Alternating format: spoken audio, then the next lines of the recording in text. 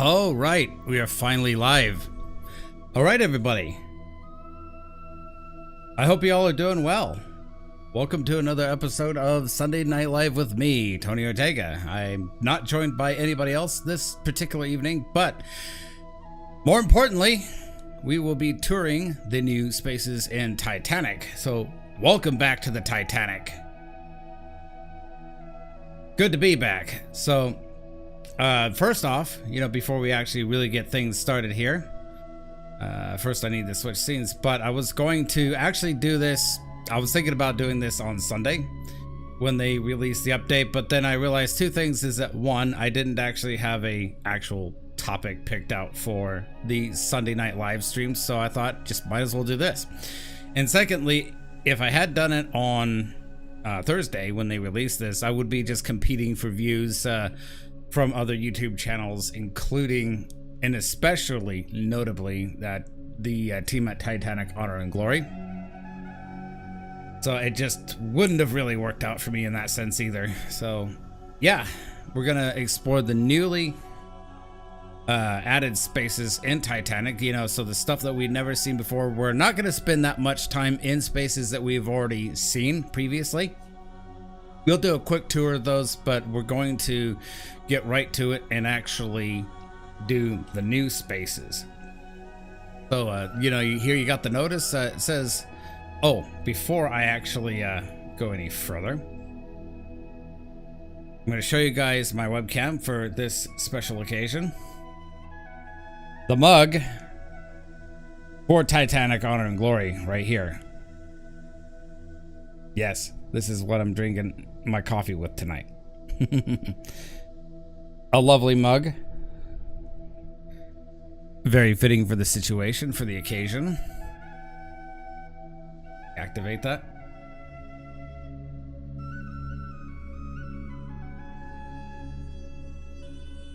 Okay, that was a thing.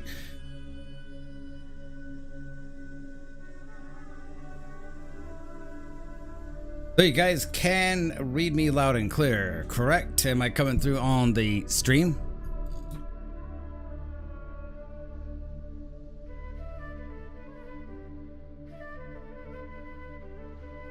I think you guys should be reading me loud and clear there. So we're going to read this notice here that says, welcome aboard to the final update of Demo 401. So in case you guys do not know, so this is Demo 401 that's been renamed to Project 401. Right, so this is not the main game. The main game, the flagship game for Titanic Honor and Glory, is still under development. And the actual name, Titanic Honor and Glory, is reserved for that game. So this is Project 401 here. This is at 50% of the grandest ship ever built. She is certainly our largest, most detailed Titanic recreation to date.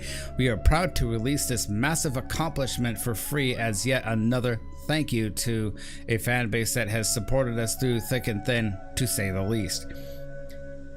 Though through it all, our mission has stayed constant: to bring our community the greatest virtual Titanic recreations ever built. We are proud to now pursue this mission in not just one but two projects. I just hope they're not overbearing themselves there. It says, under the development at this moment is the full experience of this demo known as Titanic Project 401.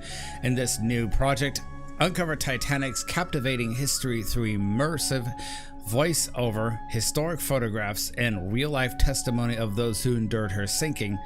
Other new features include the VR, virtual reality compatibility, night and sunset settings, environmental, sound designs, and more. In addition to Project 401, the development continues on our flagship project, Titanic Honor and Glory, which aims to recreate 100% of the ship, with more visual details, historical accuracy, and gameplay capabilities than ever before. While these are now two separate projects, we have no doubt that we will be improving both for the better as we develop them side by side, much like Titanic and Olympic once were 111 years ago. Progress updates on both 401 and THG can be found on our Patreon, to all those who have already contributed and continue to contribute to these projects.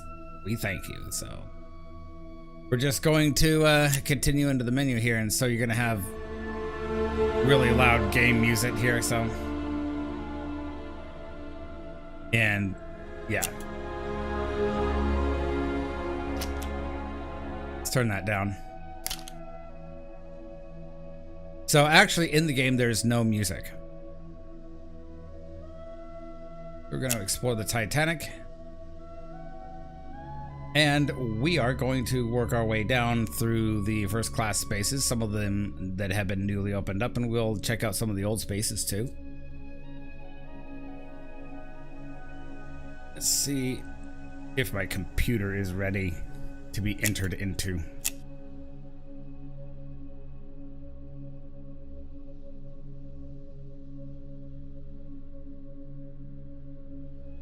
Hopefully this won't give me problems, because this still uses up a lot of virtual memory, but you know, the first class spaces are like the most taxing on the computer usually, but once we get into the other spaces, you know, it's not so much.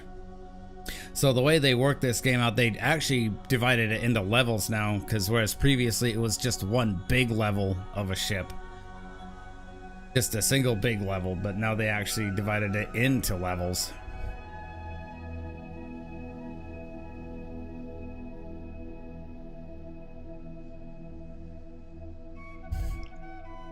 So I have here with me the Titanic deck plan, so I know what I'm looking at. Courtesy of Matthew DeWinkler from Titanic Honor and Glory. He did the deck plans, and I also have the space visibility and availability map as well that comes free with the game. So here we are in the first class gangways. Very nice. So this is on B deck, and look at how beautifully they reworked the water environment there. I'm gonna go in forward first class grand staircase. I would like to actually give a shout out to the entire team, in particular Derek Verveer, who's the main programmer, and Kyle Hudak is the main modeler, along with Matthew DeWinkler. You guys did a fantastic job with the lighting of this ship. It looks so beautiful now, and a lot better than in previous demos.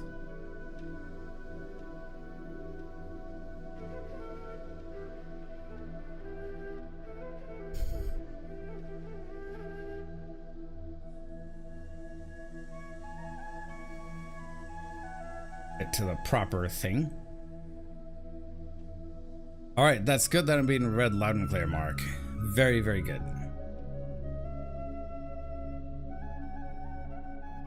So you can't go in through here, so this is on B deck, but you can go into this elevator.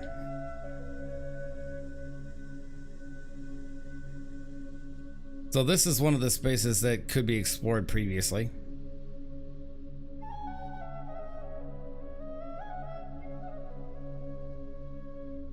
Now, I was actually taking a tour of this game the other day, and I noticed some other minor changes that were made that we will point out later. So we're going to head up to the A deck here. We're going to take a look at the first class cabins that were brought into the game forward.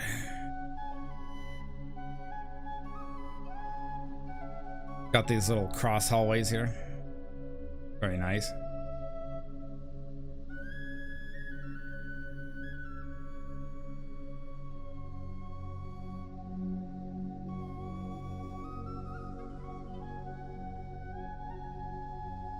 So here is cabin. This is, bring up my plan here. So we're looking at cabin 8043.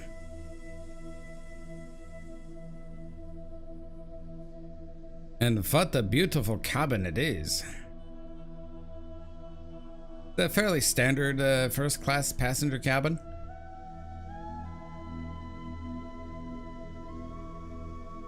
The passenger cabin. 3 bed. Oh, technically 4 if you could actually sleep 2 in this bed here.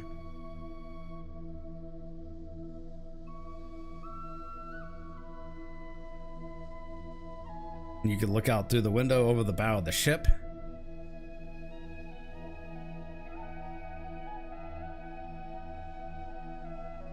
I love how they completely reworked the mirror reflections here. Guys did a wonderful job there.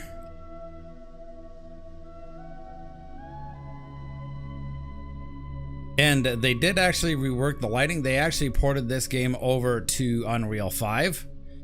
And they use nano light technology in Unreal 5. And so that's how you have this beautiful lighting situation that was a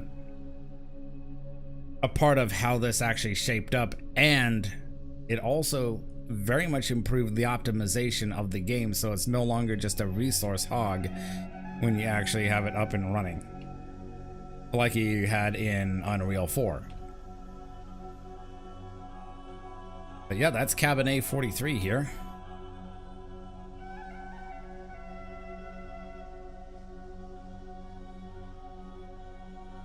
First class commons bathroom, urinals, sinks, toilets.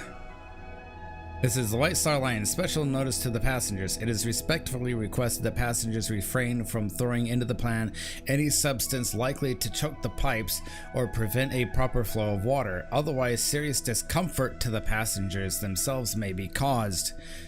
Of course, you know, in 1912 language, it's, you know, that's what they used, you know,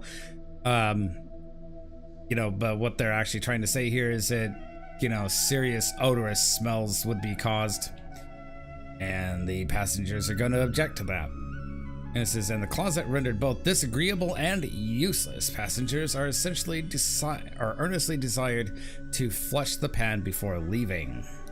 Absolutely.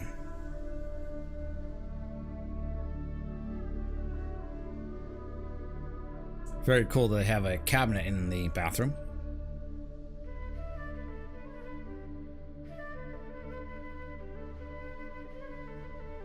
So for anybody wanting to know, the door right in front of me here is that's a bathroom, an actual bathroom there. Bathroom, toilet. So this is cabin A33. Am I looking at that right?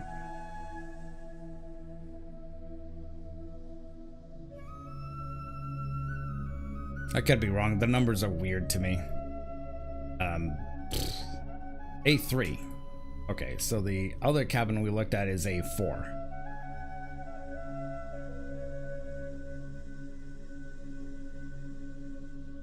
Oh no, I was right. This is A33. My bad. And just like its opposite number, very much the same layout. And so these are two of the new spaces here that were not, I believe that they were explorable in previous demos, but they weren't furnished. So still new stuff in here.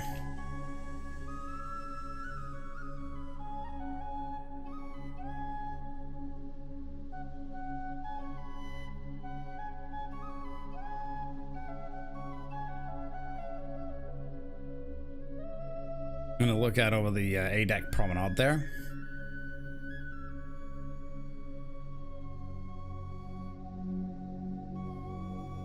So we're gonna continue aft.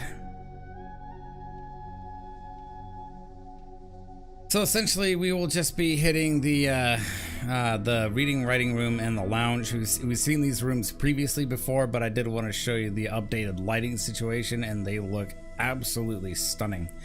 So this is the reading and writing room here. Just the amount of detail that they actually put into this.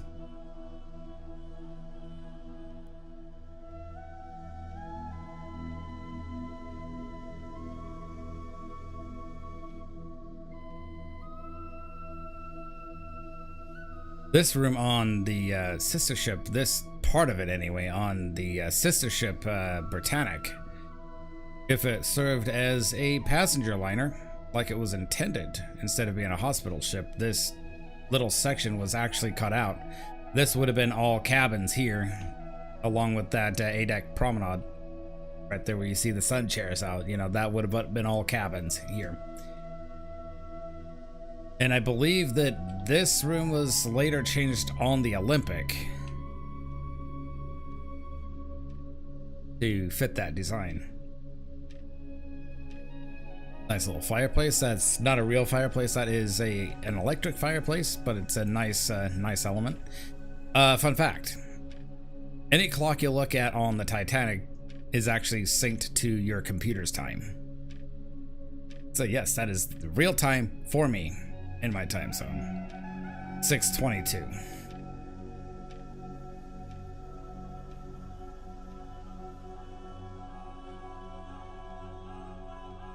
Love the wall sconces.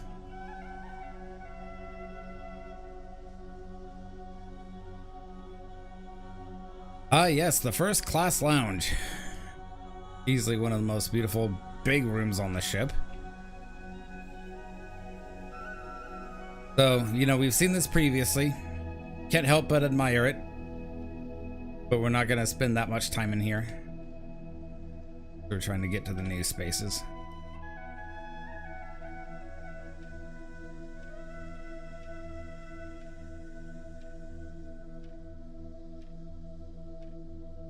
Haha.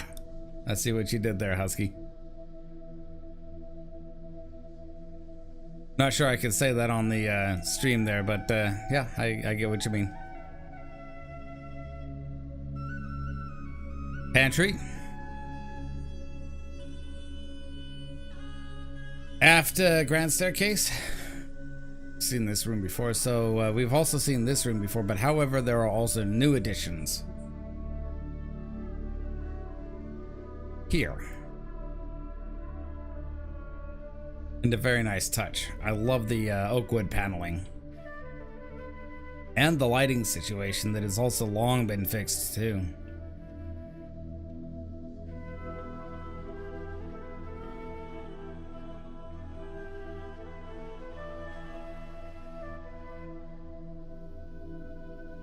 This would easily be one of my more favorite rooms on the ship.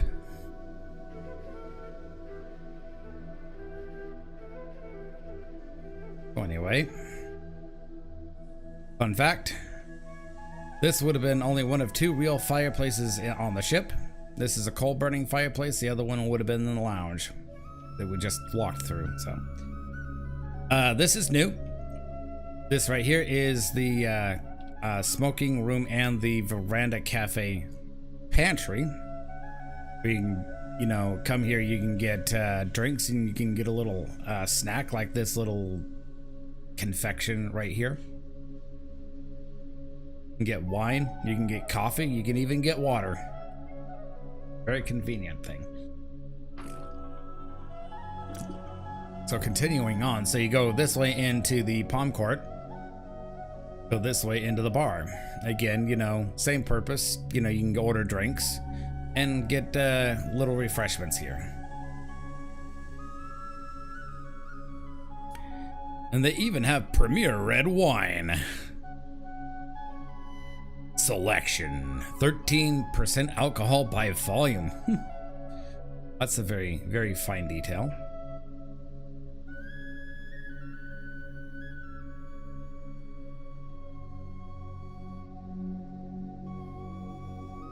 And call me wrong, but that looks like that might be brandy right there. Maybe. I know they served brandy on the ship. But yes, this is an entirely new space. Very well done indeed. And of course you have these windows here you can serve out to the smoking room and to the palm court or the veranda cafe. Palm court and the veranda. So this is the veranda side. We're gonna go out. So now they actually have these level interchange things here. So this is to first class promenade.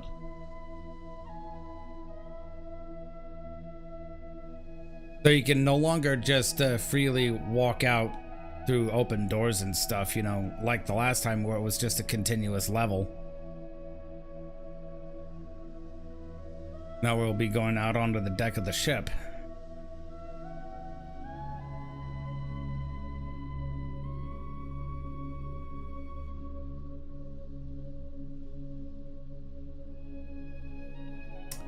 Takes a second for it to load. But this is a very nice touch. This is actually part of the things that they actually did to optimize the game, is to split the ship into levels.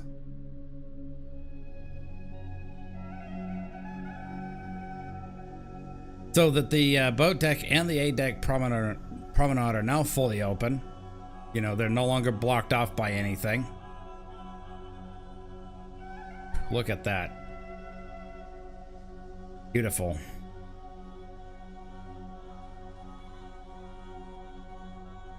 I like how they completely reworked all of this.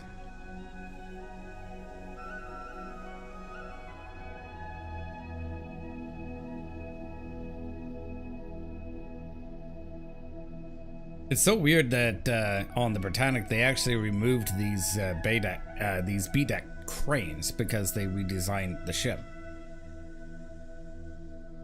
Whereas on Titanic they had those B deck cranes because there was actually storage hatches.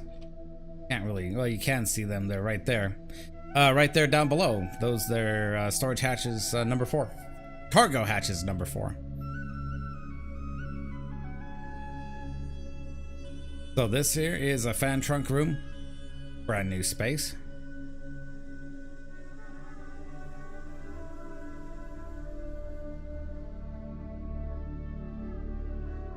So we'll go back into the palm court here. We'll explore the interiors a bit more. We'll come back outside a bit later on.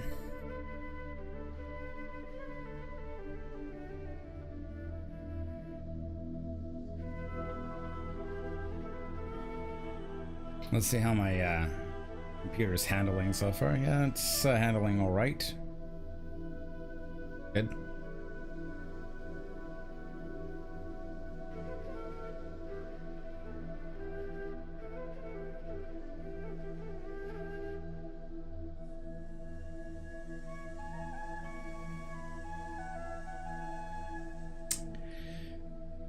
This is out of video memory. All right, I feared that would happen. Great. All right. Sorry, folks. I'll be right back. Got to get the game rebooted. Yeah, that's the occasional problem you can have with this game.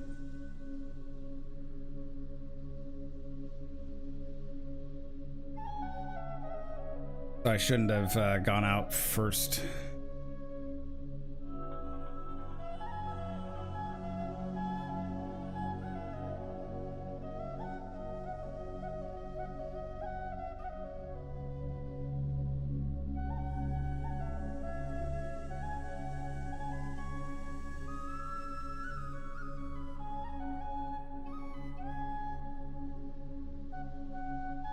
Although I was looking at the video memory and it seemed to be doing just fine.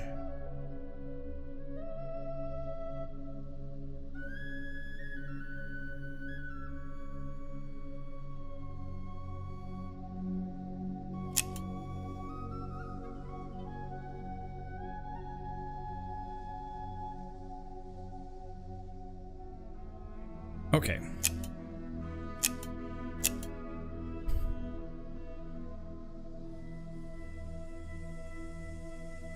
So hopefully it should load up. I do apologize for that, guys.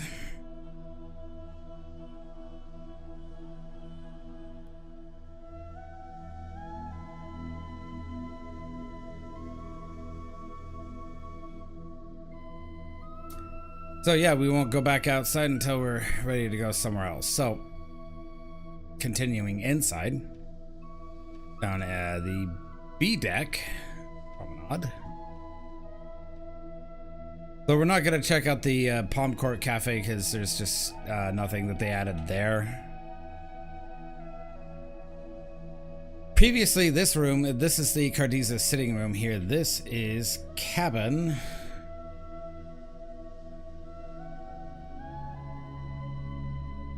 Should know what cabin this is. This is cabin B51. So this is the Cardiza sitting room that was rented out by Charlotte Cardiza, a lady. So this is the sitting room. So this is one of the spaces that was seen previously in other demos. Beautiful. Now this is a room that was known to be on the Titanic, but is roughly modeled after a similar room on the Olympic Titanic sister ship. I love those beautiful steel electric fans. The private promenade here. So you definitely paid a premium ticket price for these rooms. That's for certain.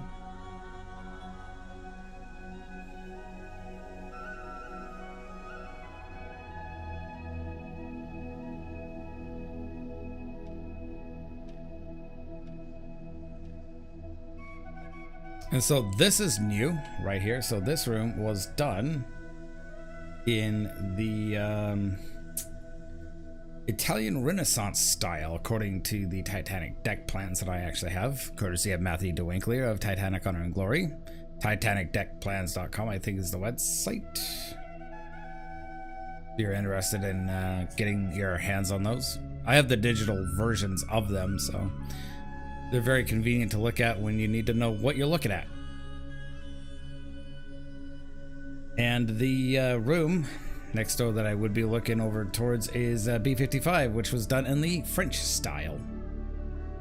And that room there, I believe, is the bathroom. Actually, no, it isn't. This room I'm looking at is the bathroom. That room there, that door goes to the access to B55. See, I'm still learning stuff about the ship. All right. So they have added another couple of good rooms here.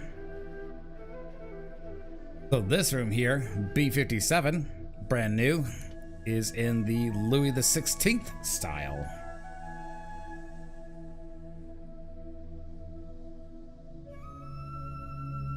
B57. Modern Dutch, I'm sorry.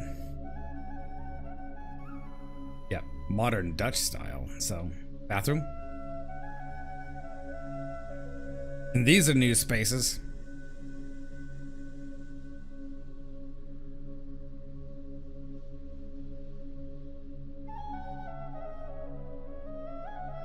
Absolutely beautiful wood paneling here.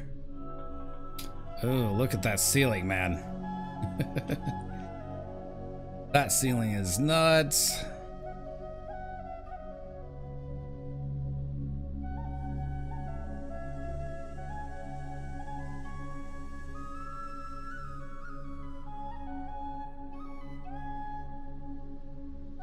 Yeah, just how much money you would have actually paid for these rooms is nuts. I mean, first class passengers pay first class prices for first class rooms. I'd like to take this lounge seat or whatever that's called.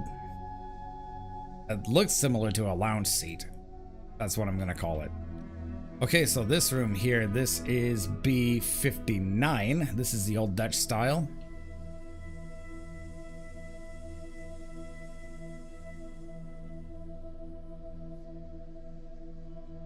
Look at how beautiful this room is. Stunning. There is actually a photograph of the Titanic of this room, taken from about this position looking over towards the bed, the four-post bed you see over there. Well, it's one of the few photographs of Titanic's actual interiors. And one of them is in this room. Look at the finish on the wood paneling there. That just looks stunning. And I've seen wood paneling in real life shine like this, especially when you apply a good finish to them.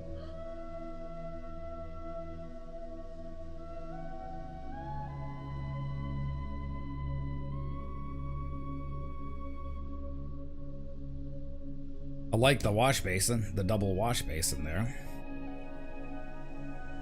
Heater, windows, fancy windows, I might add.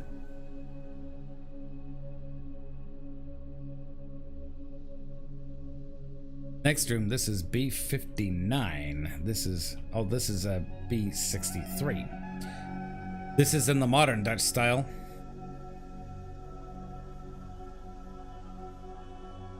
Oh, there's really nothing too fancy on the roof, but they actually have this beautiful, you know, styling on the roof here. On the ceiling, I should say. Not roof, ceiling.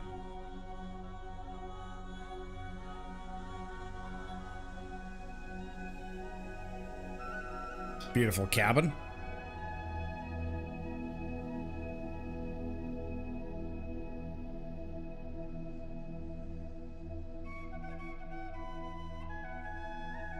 So we're looking around for more spaces to explore.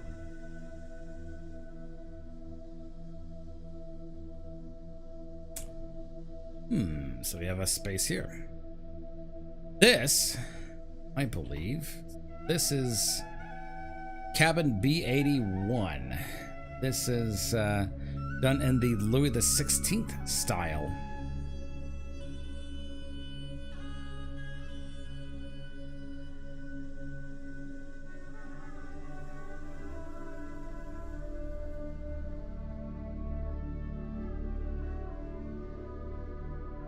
And this is also one of the new spaces, previously not in any of the demos.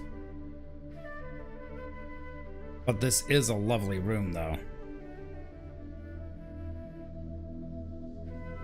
Louis XVI style.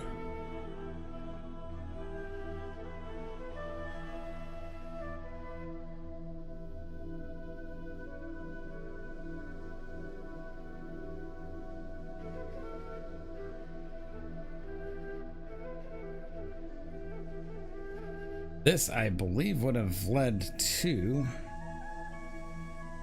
So this here would be your wardrobe closet. This here would be your wash closet, or your toilet. Here. Some of these cabins, like this one, did actually have a private bathroom in them. Toilet. So this would have led to your private water closet and bathtub.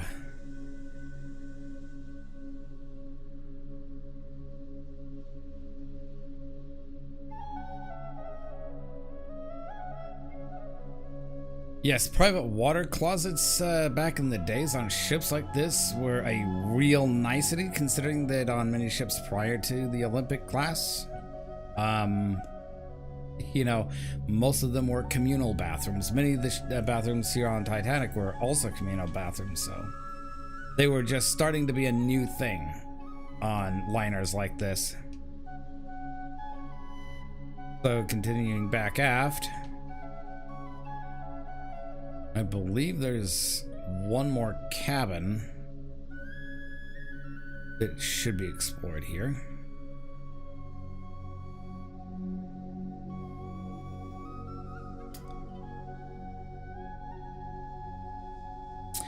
And there is.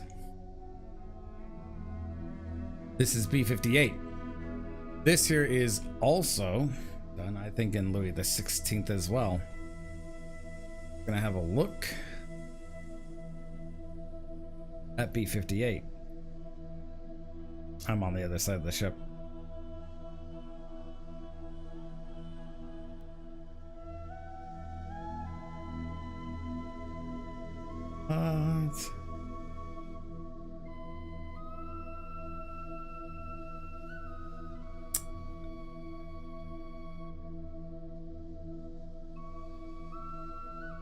Yeah, this is Louis the 16th as well.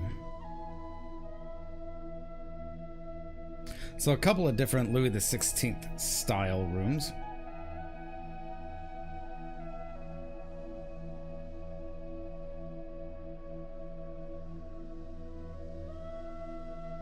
Let's go in.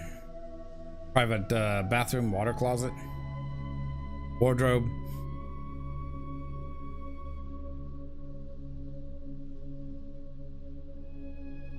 The green is real.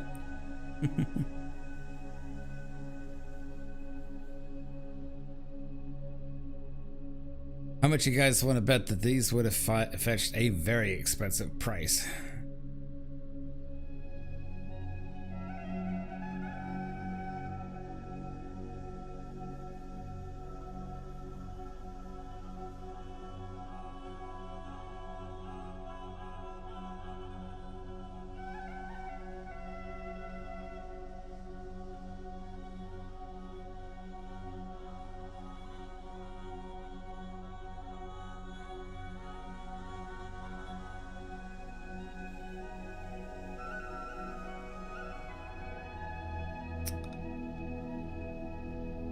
So we're back at the forward grand staircase. I think we need to go aft and check out. I think there's another cabin here that we need to hit.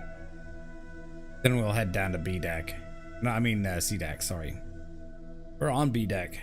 BS Deckus. Okay, so just a couple of spaces that they did update here on the B deck. So we got the Cafe Parisienne here. They completely did a fantastic job on the lighting. This room just looks absolutely beautiful with the lighting job.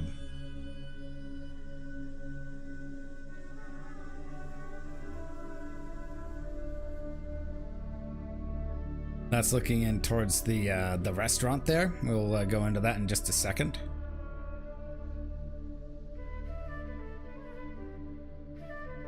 And by the way, you can go outside into the second class spaces through this door, but we're not going to hit that yet.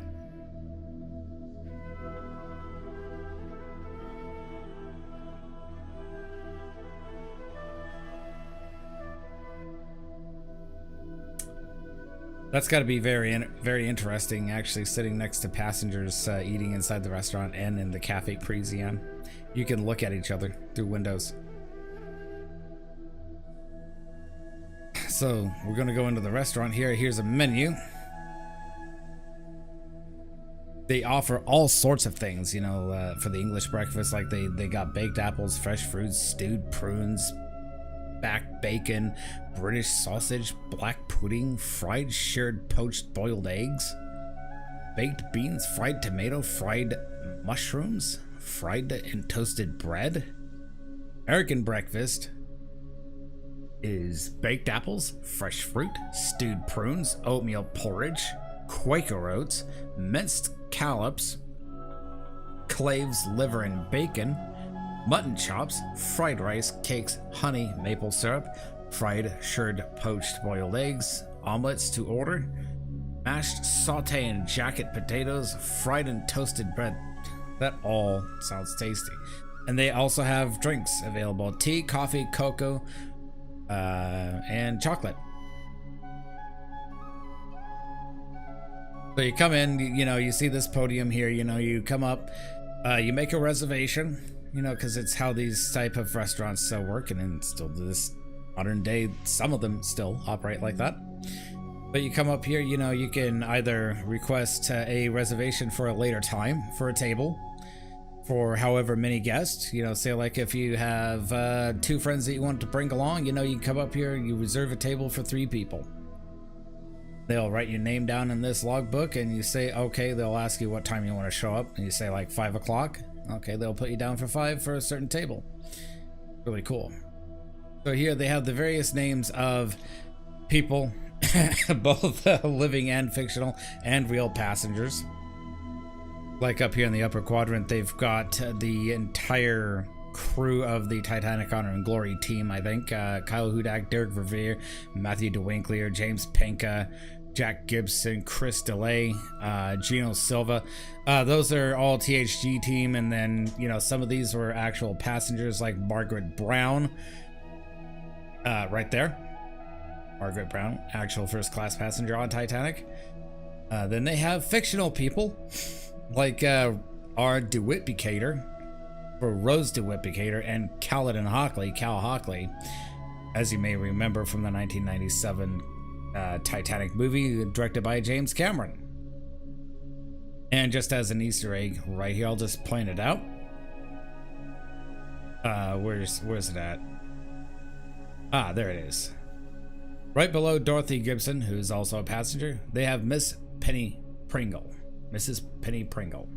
If you've ever played Titanic Adventure Out of Time, this is the woman that shows up as a secret agent. As a British secret agent. So Mrs. Penny Pringle. Completely fictional. I was going through that name list yesterday and I was like, wow, you know. Real passengers, real people, and game characters. It's cool. So, again, you know, not too much else to actually see in this room. Again, not too much to see in this room. And, you know, what a lovely room nonetheless. I see what you did there, Husky. Fried shrooms. Shroomus, friedus, fried shrooms. Alright, so we're gonna head down to C deck. So we'll first hit up a room here that was previously available, but they have made changes on it. They actually put ornamentations and hooks on the wall. And they put a complete table layout. So this is the maids and valets dining room here. First class maids and valets. They come in here, they eat. Which is really cool. And that is a new space entirely right there. That's a pantry that is designed to service this room. And they have fans up here too.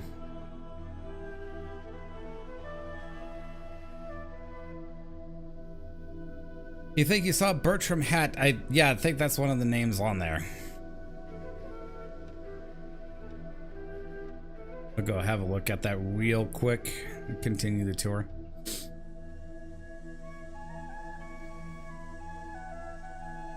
Wish that some of these names are alphabetical, but yeah, it is what it is.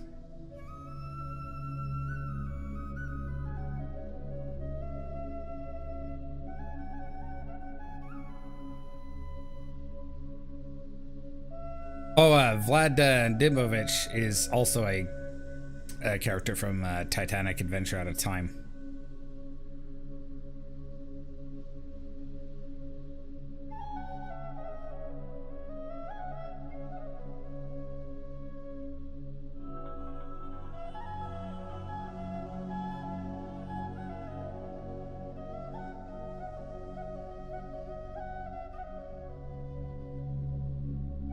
Isidore and Ida Strauss, you know, the Strausses, you know, of the Macy department store fame,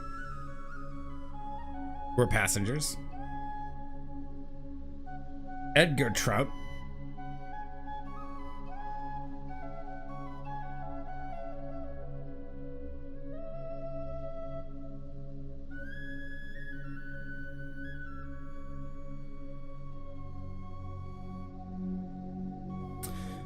That's actually really cool that they got the first page filled out.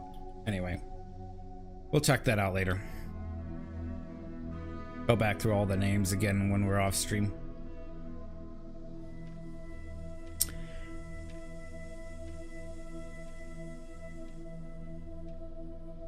Oh, we'll go back and double check that later. So this is the maids and valets dining room pantry here.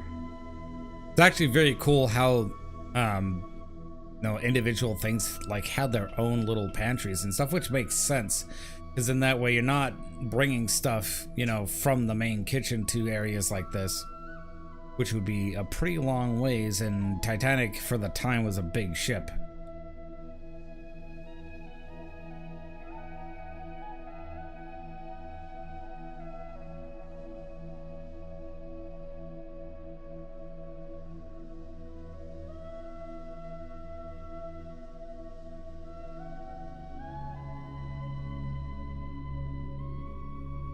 By the way, this is the map that you actually get in the game files that is for free in the game.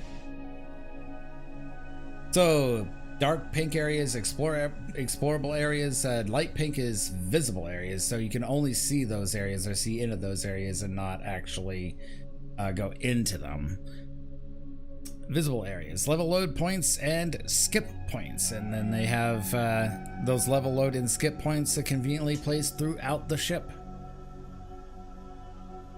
It is beautiful indeed.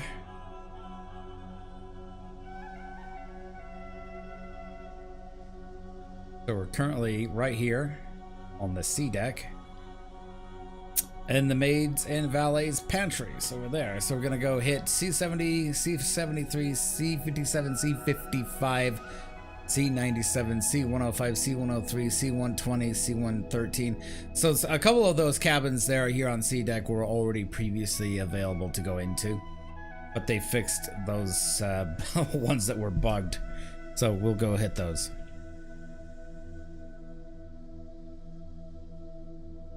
All right.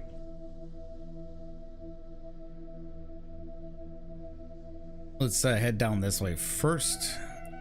Right here, this is a cabin that you could previously go into. It's just a basic first class inboard cabin. Still a pretty nice room, not super fancy. It's a fairly basic room.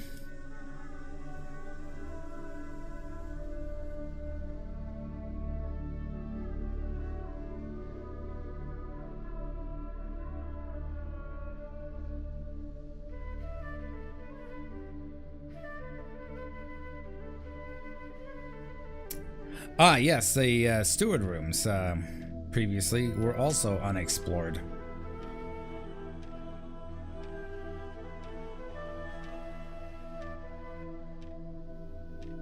And some of these steward rooms had their own telephones, so, you know, you can be contacted by somebody that might need service or need something, need some help. Really cool. Oh yeah, that's a steward room. Let's see, this is restaurant manager. Got their own little rooms, so you got a hook latch, light switch. All the basic things. Again, a nice little cozy room here on first class. And again, it's just another assistant doctor.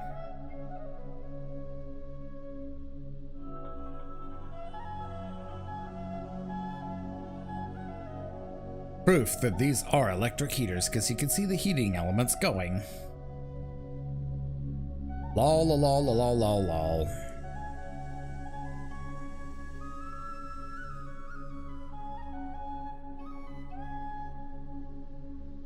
Yeah, they seem to be kind of in a dark corner here, but then again, they don't have that light on.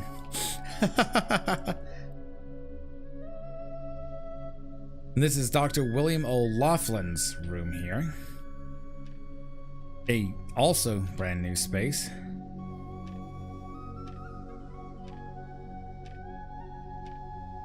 Medicine cabinets, desk, bed, and wardrobe cabinets, and a heater.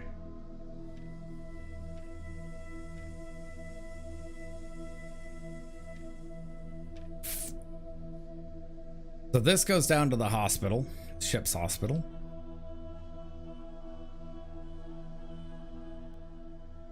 Padded rooms, so yeah, this could be used for patients that, I mean, technically the Olympic class ships never had a formal brig, but this can actually be used for containing people who have misbehaved themselves.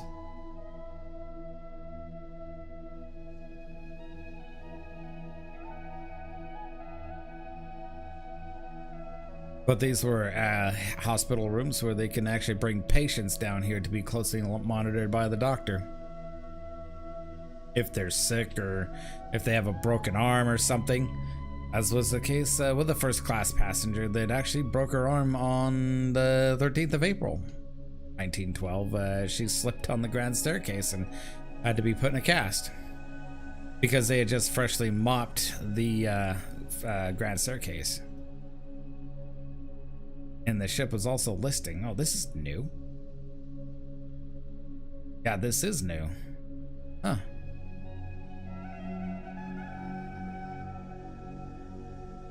Okay. So this is a surprise even to me. I did not see this before. So that's the infectious hospital.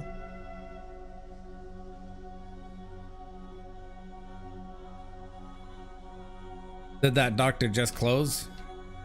I don't know. Seemed like he was pretty short on hours, or something like that, so. I mean, in Britain, they called him like a general surgeon and stuff.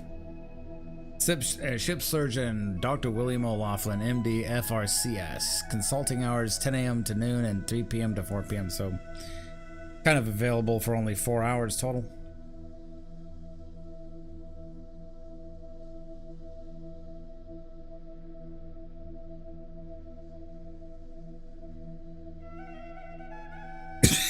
Excuse me. Throat's dry. Talking so much. And yet, a lot more talking to do. Oh, we do have a, okay, so that's the maids valets. Just this weird room here with a single table. Kind of interesting. But I think this might be like a superior maids and valets and stuff. And a picture of His Majesty King George V. So that's also a new addition to this room, because before this room just had like bare walls. Didn't have any decor or anything.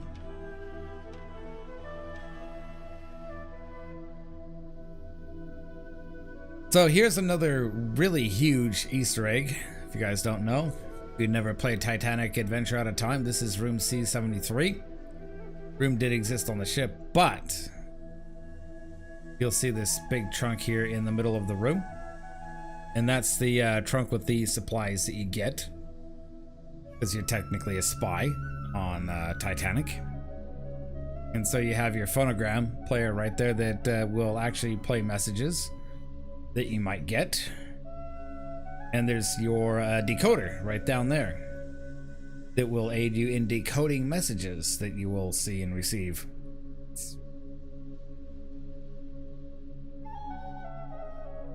So yeah, a really big Easter egg to Titanic Adventure Out of Time.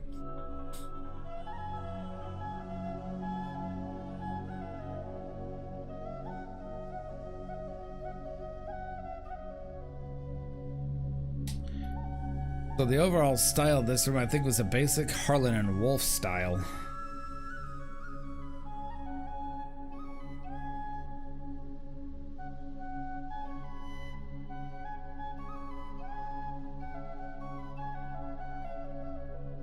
Linen closet. Close that. Taking forever to try to render a single picture. So anyway, game's taking up a lot.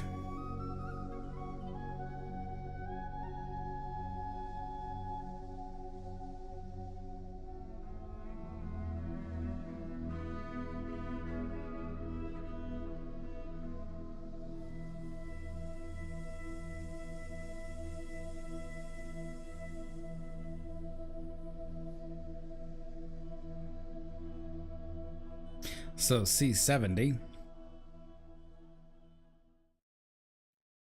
I had to close out my Titanic deck plan, so I don't know what style this is actually done in, but it's a very nice style though.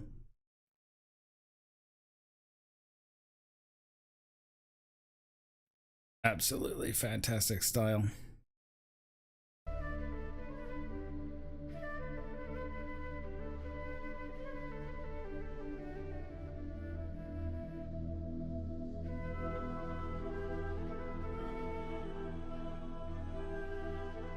Did that door just close? No, didn't. Sorry, I thought you said doctor close, but I must have just misread that, their boxcar. Okay, so that's illegible, or illegible, rather. I was hoping to read it, but it's not legible.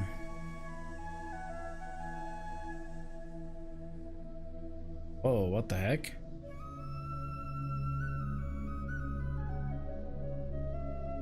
Apparently the game froze.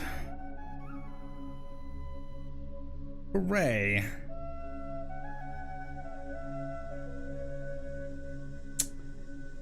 Wow.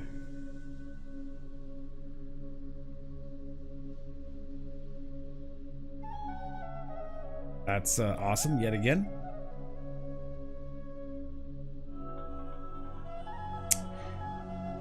Again, I do apologize about that. I don't know what the deal is.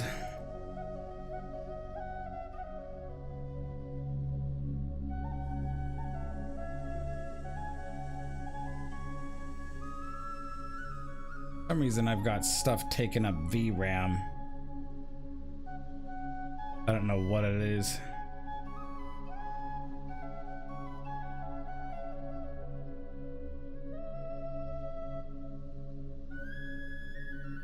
Might actually be the fact that I got an extra YouTube video playing in the background. Again, I do apologize.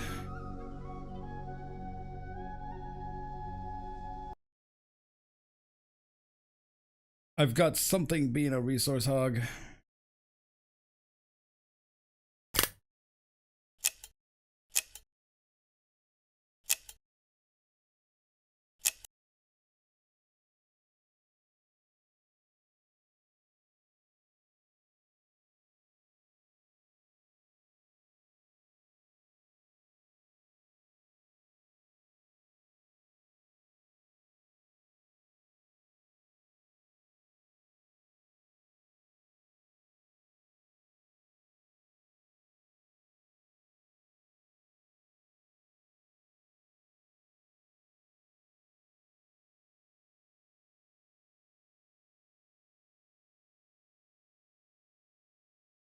Hope you guys are doing all right there.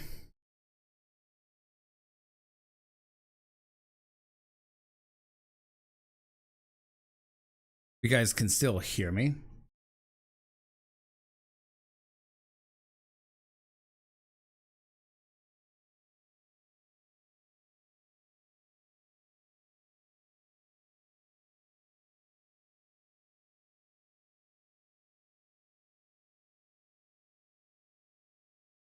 I think I'll just play strictly background music here.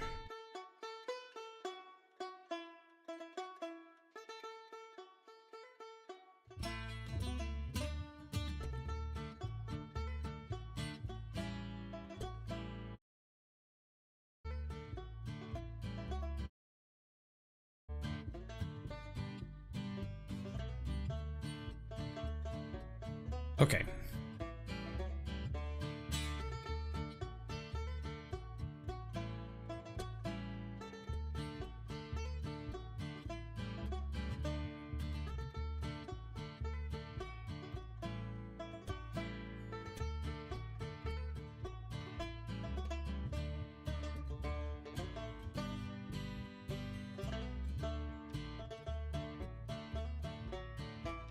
Okay, so we're gonna go back down and resume where we left off.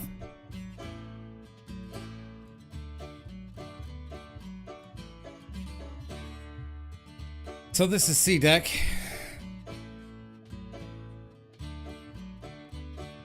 I'm gonna go back to C73 because apparently my computer didn't like C73. See how much it'll hate C73 again. Again, I do apologize about that, guys.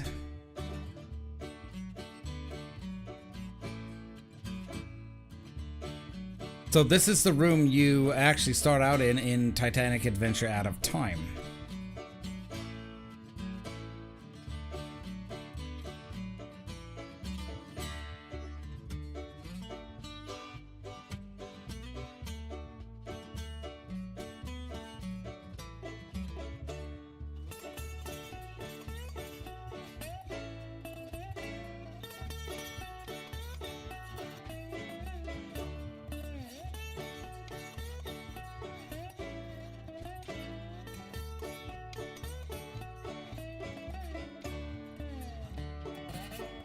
Okay, so we're gonna now explore some of the new open depth spaces. Linen Closet, Leninus Closetus, We're moving down the hallowed halls of Titanic. Okay, so these two rooms here previously were explorable, but they had a bug, you know, where you could easily fall through the floor down onto the D-deck dining room there. So, yep. Again, a fairly basic first-class cabin.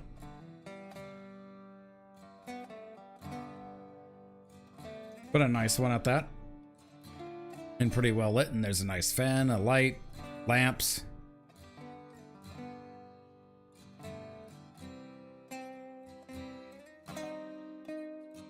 I do love the bed styles here.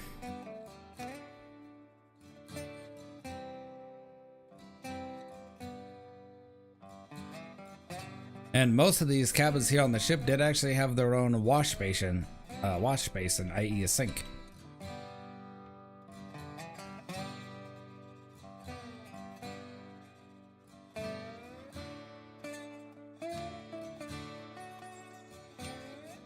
Okay, so these are communal bathrooms here, I do believe. Yep. Communal bathrooms in these cross halls right here. You guys still with me there? So this is C105. This is a cabin that was, you could look into it previously, but you couldn't actually walk into it.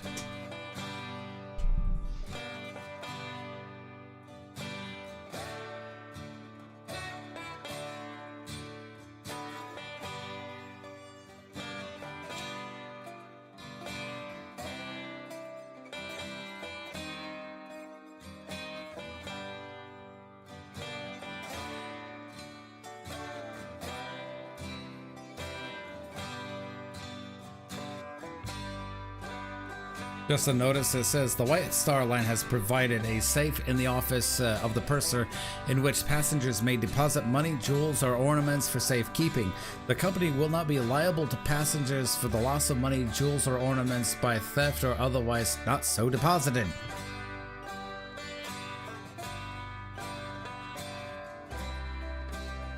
So yeah.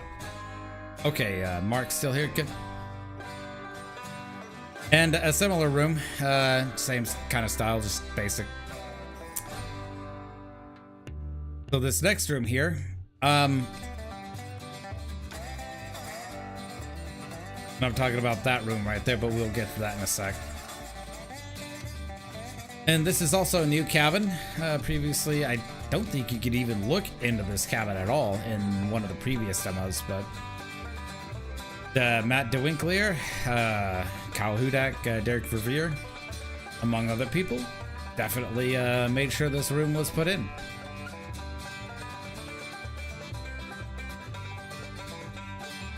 We're gonna have a look into this room. This is the Strauss cabin here. We have seen this room previously, so we're not gonna spend a lot of time in here, except we'll come in for, you know, good measure, just to admire the beautiful ornamentation of the wood paneling and take note of the reflective nature of the finish of the wood, you know, beautiful. And the current time is 7:10. So we've been streaming for over an hour here.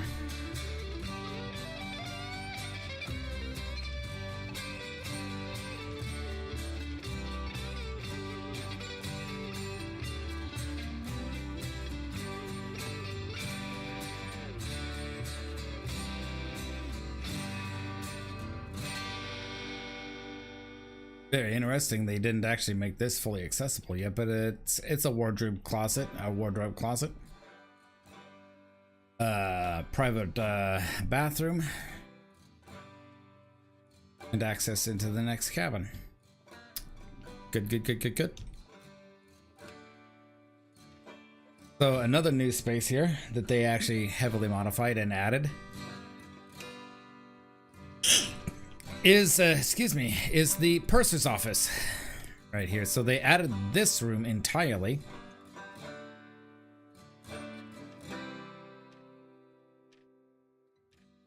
So they have saves for money and jewelry.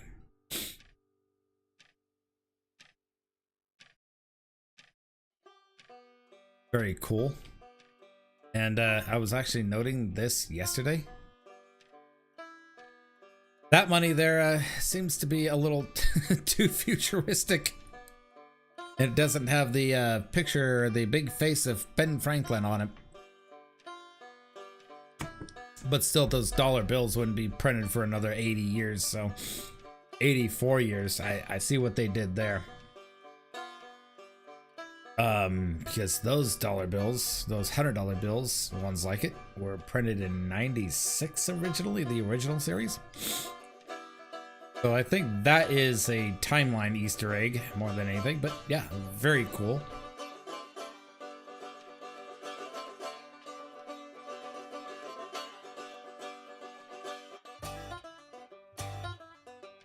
So I was looking around the purser's office here, and I did find a thing that is legible and completely, you can read it. It says, geography is a systematic study of Earth and its features. Traditionally, geography has been associated with cartography and place names, although many geographers are trained in topography and cartology. This is not their main preoccupation. Geographers' study of space and the temporal database distribution of phenomenon, processes, and features, as well as the interaction of humans and their topics, such as economics, health, climate, plenty of animals, and geography is highly interdisciplinary. The interdisciplinary nature of the geographical approach depends on the attentiveness to the relationship between the physical and the human phenomena and its special patterns. Names of places are not geography. Know by heart a whole gazetteer full of them would not in itself constitute anyone a geographer. Geography has higher aims than this. It seeks to clarify a phenomenon like a lot of the natural and the political world, insofar as treaties of the latter. To compare, to generalize the to ascend from the effects of cause, and in doing so to trace out the laws of nature and to mark their influences upon man. This is a description of the world. That is geography. In a word, geography is a science and a thing not of mere names, but of arguments and reason of cause and effect. Okay, so that's one of the few legible things you can actually read on these desks. I was going through this stuff thoroughly. Yes, this is the pneumatic tubes that were used to send and receive messages to and from the Marconi wireless operators, because, you know, that's how they got messages. Pneumatic tubes thingies.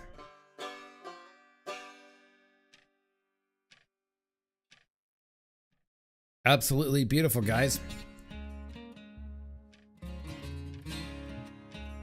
And here you have a book of names of people. I haven't actually thoroughly read this, but this is here, and the names are legible. Gives you the information, their cabins, and all that stuff.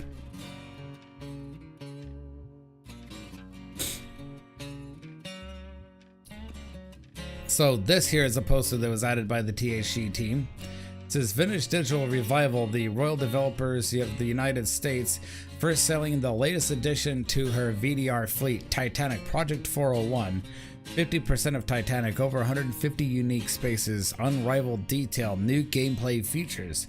This is the latest, largest, finest Titanic recreation afloat.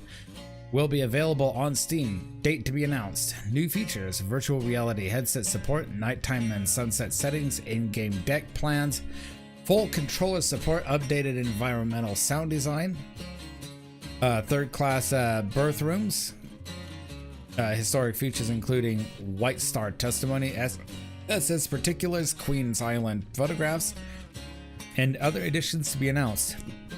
So third class dining saloon. Do not delay. Visit patreon.com//Titanic HD for progress updates on Titanic Project 401, as well as our flagship Titanic Honor and Glory. Inquiries may be made directed with our office by emailing contact@vdr.llc. And yes, that is a legitimate thing, guys.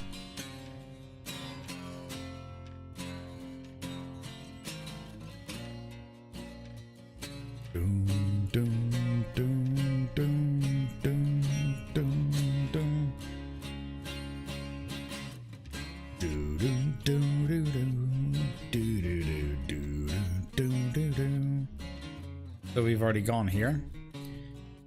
So I think that's pretty much it for the new first class spaces. I believe there's one here on C deck that was available previously but not furnished.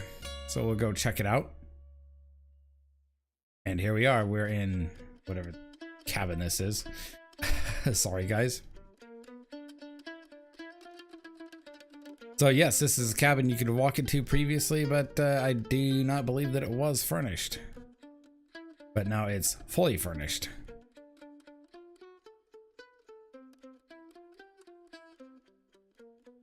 So again, a wonderful job to the team at Vintage Digital Revival for doing this work.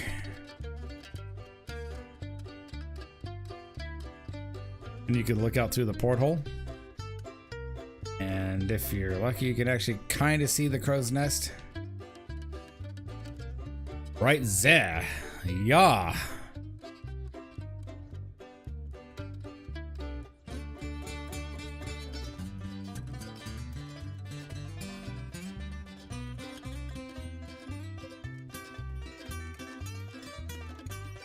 So we're going to finally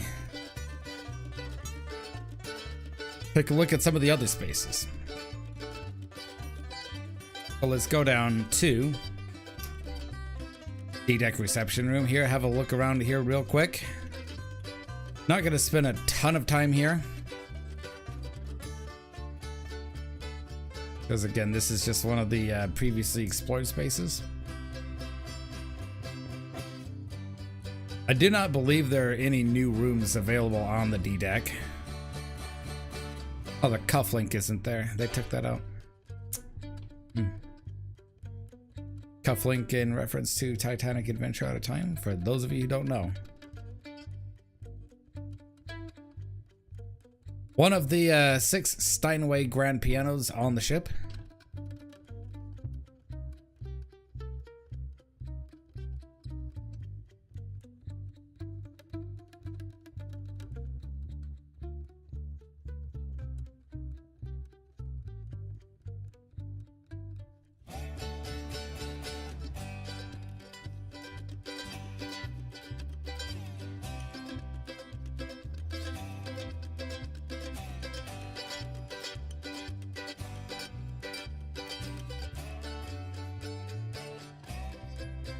The first class dining saloon.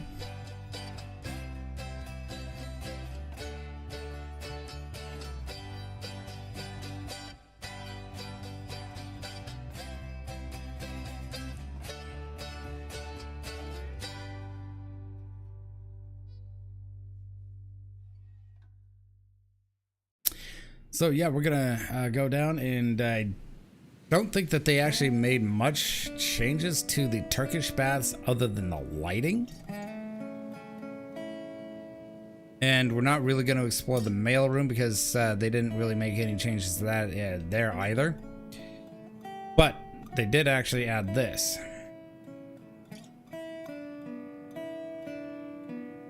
So they opened up this Bostwick gate here. We'll go in that in just a second. To the post office. That's the squash court down there.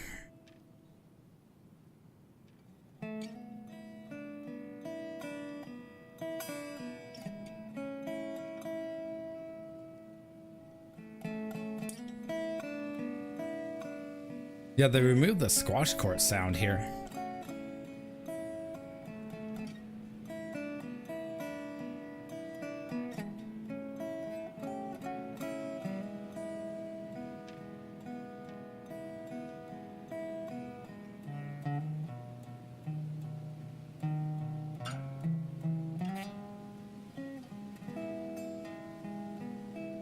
So that door here goes to the post office. They didn't really add anything new to the post office there. So just other than lighting, that also goes to some of the cargo storage areas. We'll go in there anyway. Hopefully I can load back into the first class space here without much difficulty. Without having to crash the game, because for some reason I've got some using up VRAM.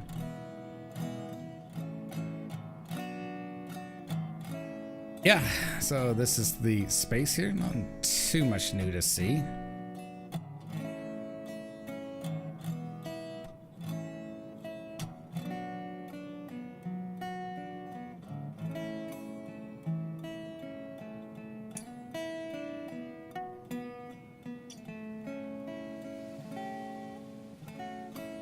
And to think, the night the Titanic hit the iceberg, it actually hit on this side of the ship, so this is actually one of the first rooms to actually flood here.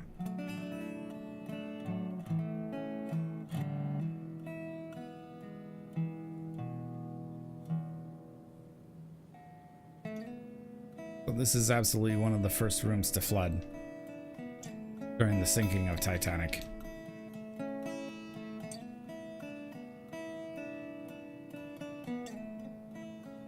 Cargo holds. Basically, this is just luggage storage. Because you can see all sorts of luggage trunks and stuff. For the first class passengers mostly.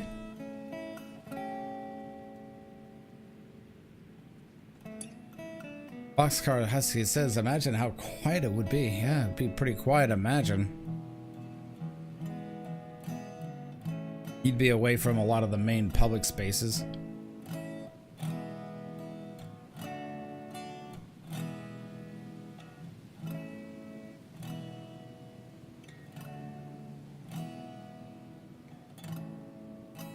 All right, in the words of Willy Wonka. Oh, hold on a sec. Okay. Nope, nothing there. Well, in the words of Willy Wonka, we have so much to do and so little time to do it in.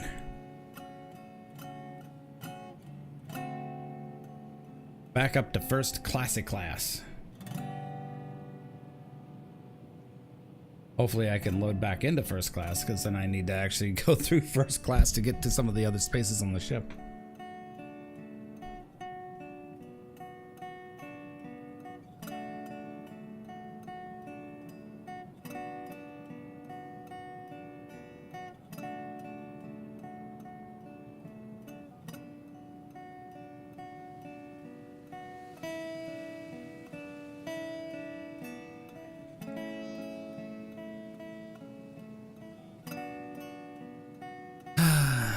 Out of video memory.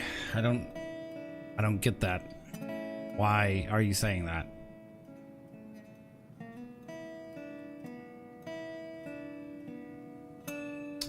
Okay.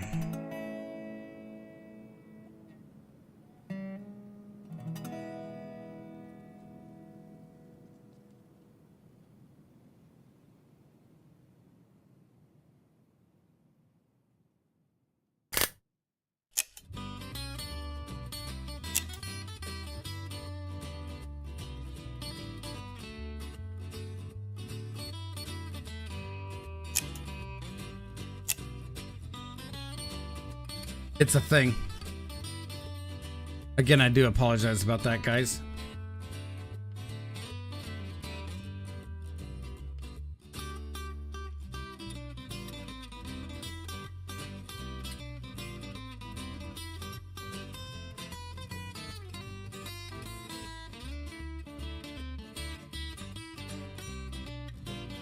So I can load through the first class spaces this way, and that's not a problem. You know, Just can't do it on the ship, so I might have to do it through the menu to keep the game from crashing. All right.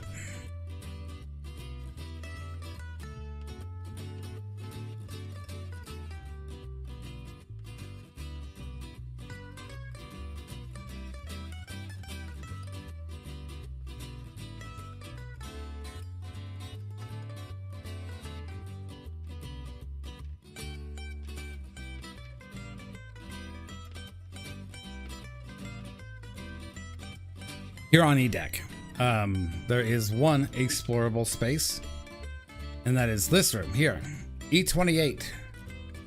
This is Margaret Brown's room, or known as the Unsinkable Molly Brown. This was her room, and she was actually reading a book in her bed when the ship hit the iceberg, and I guess she got, according to her testimony, she got bucked out of bed and landed on the floor.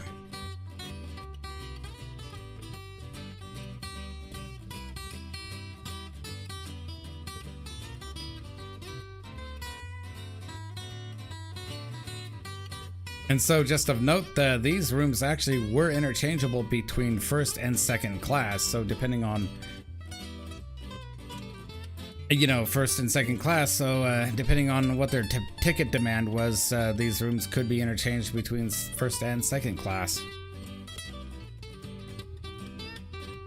Ultra nice for second class and kind of basic for first class. Mark says, hey, doo-doo happens. That is so true, and very unfortunate at the same time. When you're trying to keep a stream clean and going at the same time, but, you know, things happen.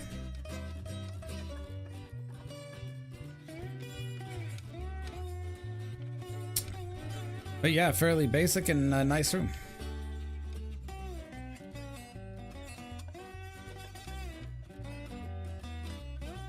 So this door would normally lead to second class accommodations, but they don't have it as an access point. This goes to Scotland Road, so we'll be there in a minute. But first, we are going to the baths. I want to see what's in that closet. I want to get in there. Ugh.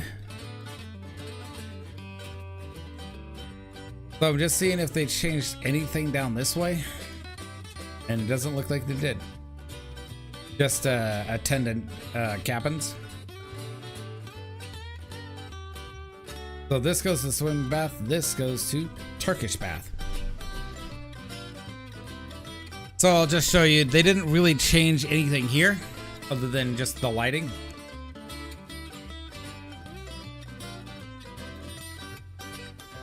The beautiful fountain as always, I always like that. A little weigh station, which is kind of a gimmick of a machine, I guess. Because this is actually what they use to see how much weight they sweated off after a good Turkish bath. The Grudge is in that closet. You'll probably have to clarify what that is, what that means. The Grudge.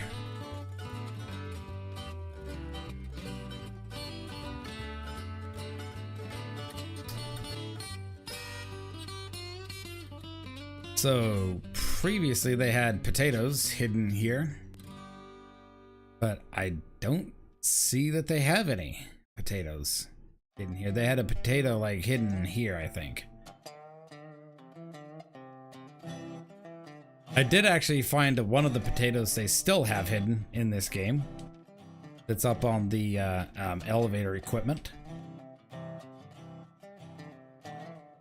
So this here is the plunge bath. Again, nothing too new to see here other than the beautiful lighting as done by Derek Verveer. Good job, dude. If you ever see this stream as a VOD, video on demand.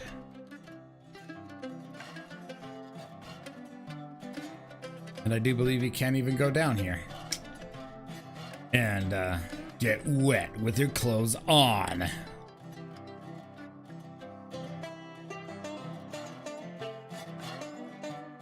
It's a horror movie, okay.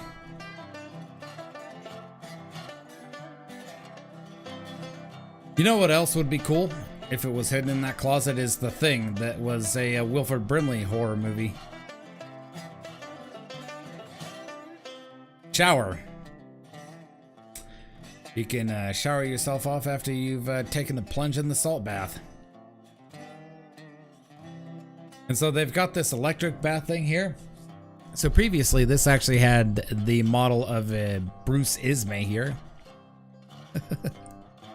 But somebody asked for him to be taken out because it just seemed out of place.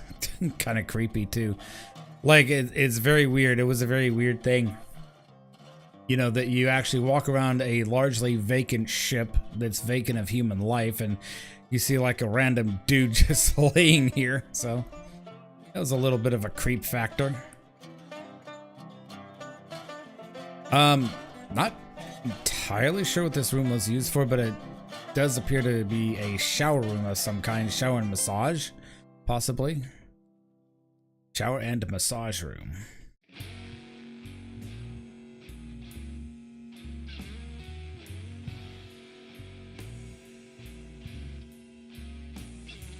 Rumor has it the Titanic's pool still holds water this day. That's unfortunately true. Like the old tired joke, somebody left the bathwater running.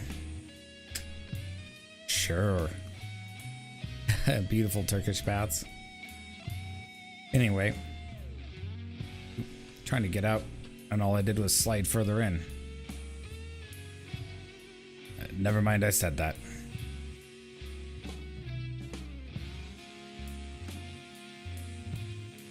So nothing new here. Linen storage. So this goes to linen storage here. So this is a new space right here. So this is for soiled linen.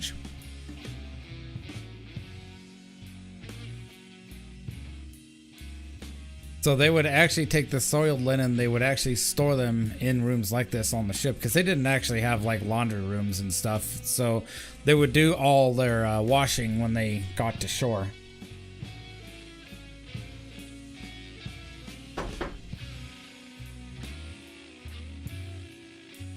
But yeah, soiled linens went here.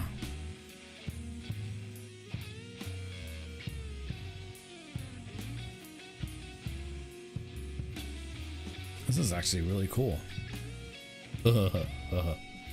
Another one of those maps. So this is a room I have not been into previously because I wanted to save it. 2 Scotland Road. So this is the next room that we will be going into. And now to get to the real fun stuff. So from here on out, we're pretty much exploring the brand new crew spaces that were added into the game. Never mind that spoiler image right there. Just forget that. Thanks, game. Stewart's Lavatory. Again, you know, you can only previously see into this, but now you can walk into that and see a multitude of sinks. Big sinks. But they're like a bath sink. I'm not sure what these were used for, but interesting. Urinals right here. And you can flush them by simply turning the handle. That reminds me of some of the old school urinals that I have actually seen that actually have like a turn valve action like that. Really old school urinals. We're talking about like early 1900s type of old school urinals here that I've seen in real life. So yeah, these aren't too far from that.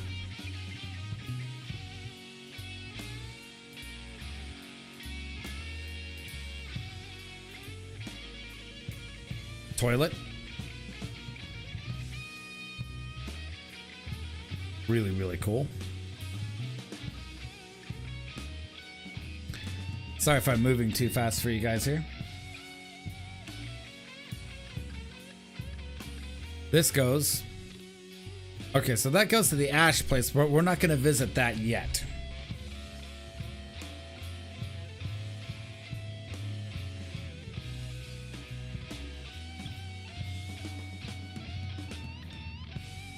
So, let's go check out some of the third class passenger spaces since we're down here.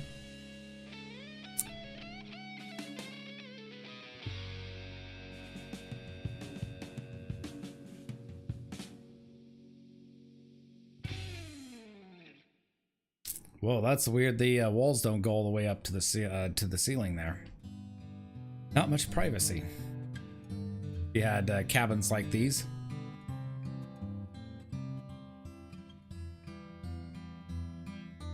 The fact that every noise he made could be heard by everybody.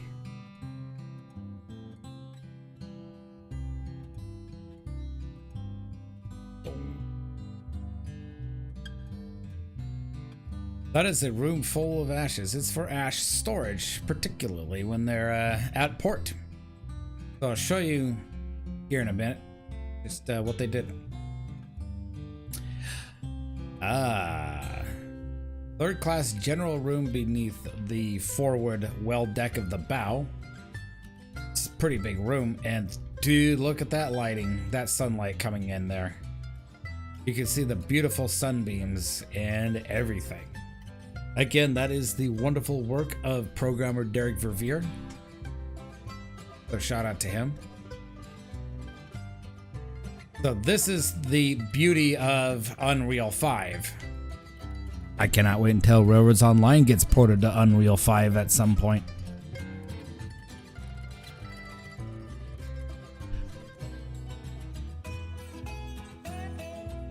If it ever does.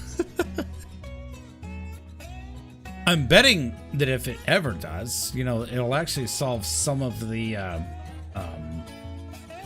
efficiency problems, some of the frame rate lag issues that game does have.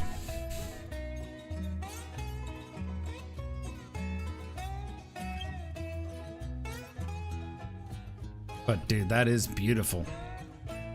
Sunlight just shining right through the well deck right there. And oh look, you can see clear up to the bridge. Awesome. Just awesome.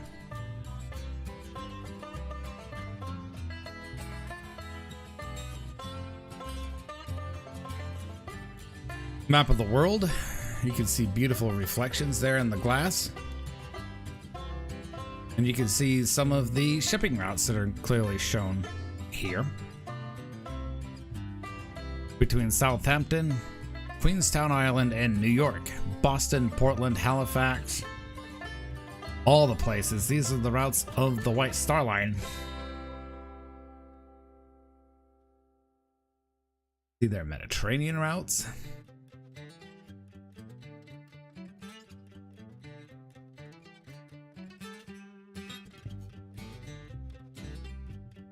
Absolutely just beautiful.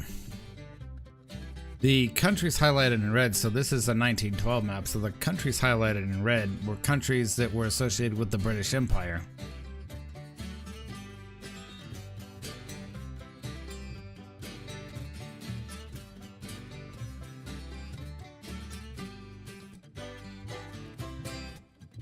Beautiful.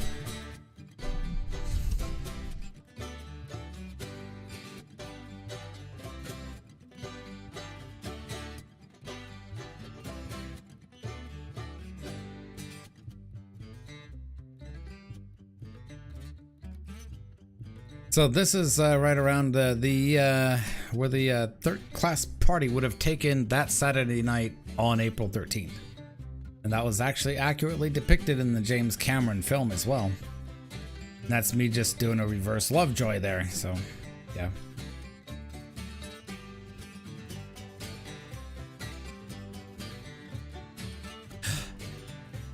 Here's a new space. This room here is the Master at Arms. Just a basic room. But it's accommodations that will do nonetheless. Beautiful.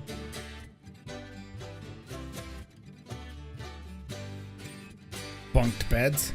And this is a third class passenger space here that was previously accessible.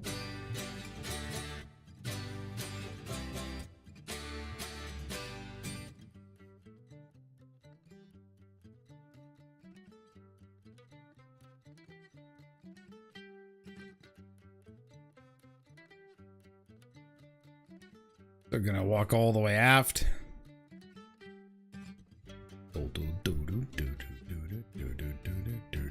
This is actually the passenger stewards here. This is also a new space.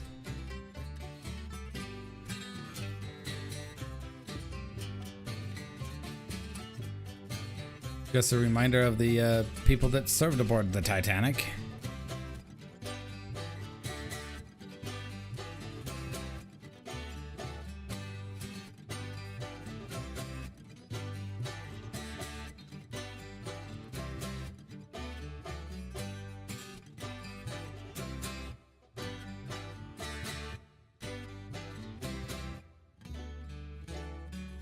Third class dining saloon. We've already seen this room before, so not too much to explore here. But I just wanted to show some of it to you guys anyway.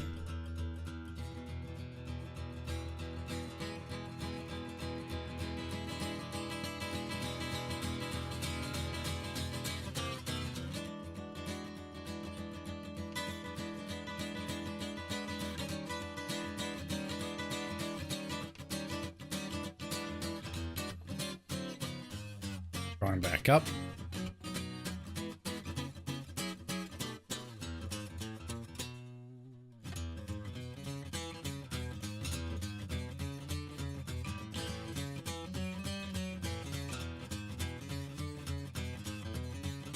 This is Chief.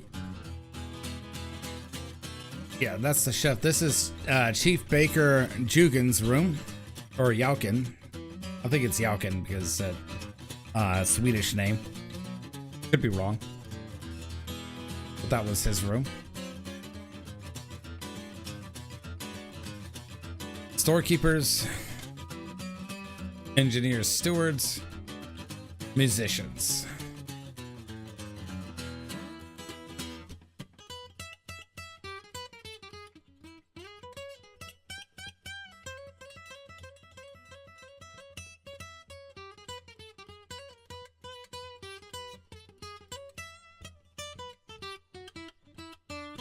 And this is just the engineers' mess here.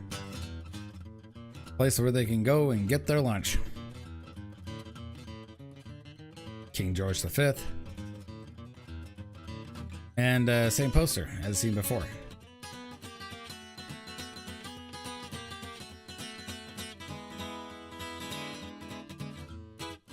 Titanic ship profile. Beautiful. All right. Yeah, nothing new to see there. I think this sideboard might be the only new thing in here, but yeah.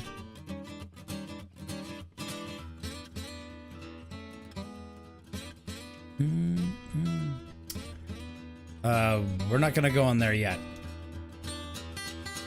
Or there. There's a lot to see, a lot to do, a lot to explore. So this here is the third class passenger gangway. This is where they would have boarded. I do believe anyway. This is Potato's storage room with the fancy Bostwick gate. Potatoes, because, you know, ship was built in Ireland. And Irish loved their potatoes.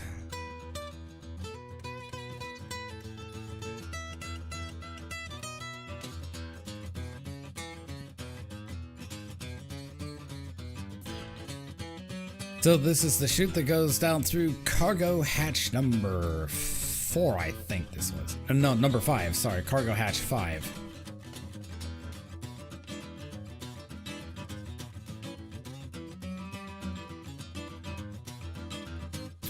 Cargo hatch 4.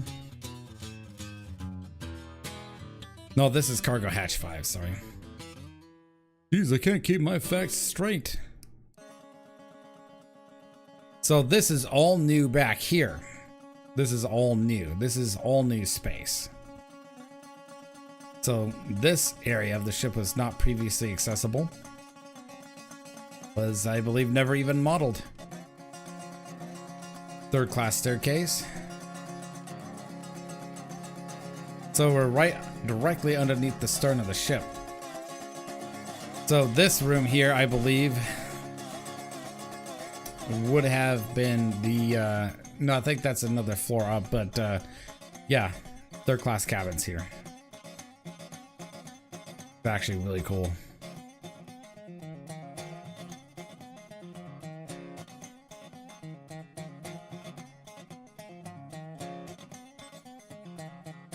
But we are directly underneath the poop deck of the stern.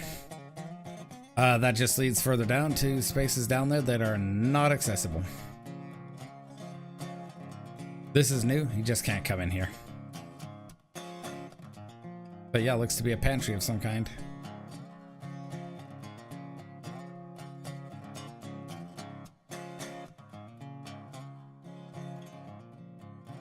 So here's a new third class berth right here.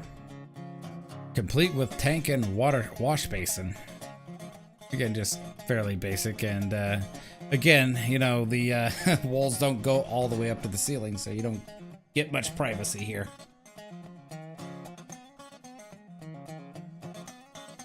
It goes to show just how much we tend to value privacy these days.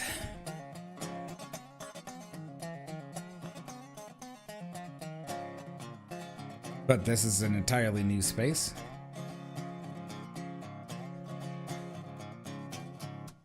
That's pretty much it for third class spaces here on the E deck.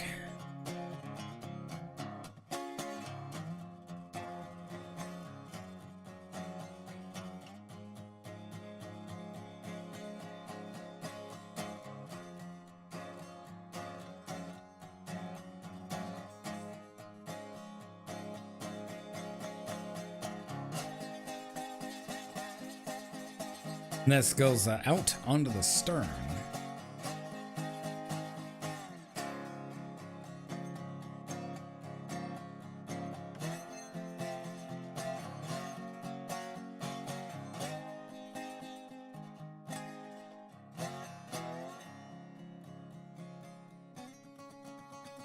Absolutely beautiful what they've done with the outside exterior shots.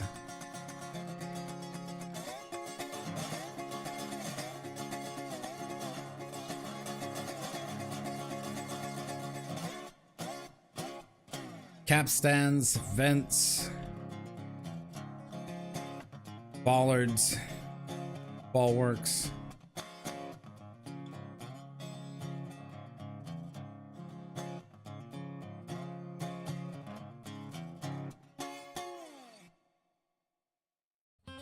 That's a blue ensign flag that I later find out can actually only be flown by British captains who served in a war. The case of Captain Smith, he served in the Boer Wars as a captain.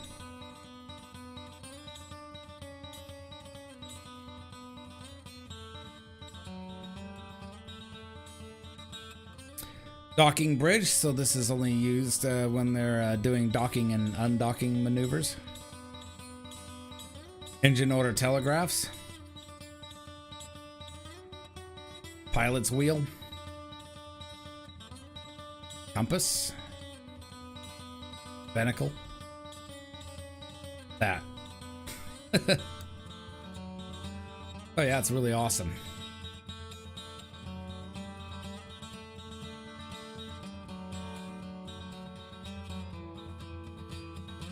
Ooh, you're practically out over the water here. Eric's asked, is this soundtrack part of the game? No, it is not. I'm actually having to play it over the game because there's no actual soundtrack in the game here.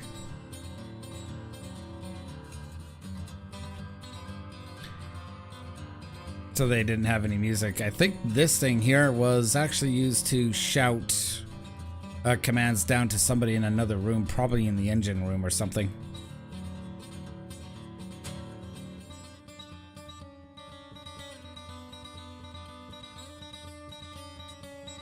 This is the phone box that they have here. Absolutely lovely what they did with the lighting here.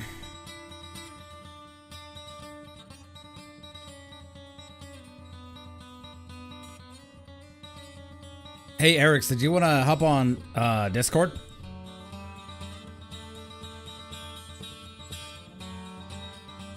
Oh, wait, hold on a sec. Probably better. Oh, no, we could probably get away with it because we're through with the first class passenger spaces. Yeah, if you want to get on Discord, just let me know. Through the messages here on YouTube. So, yeah, you know, not too much to explore. So, gonna go ahead and check out the second class passenger spaces.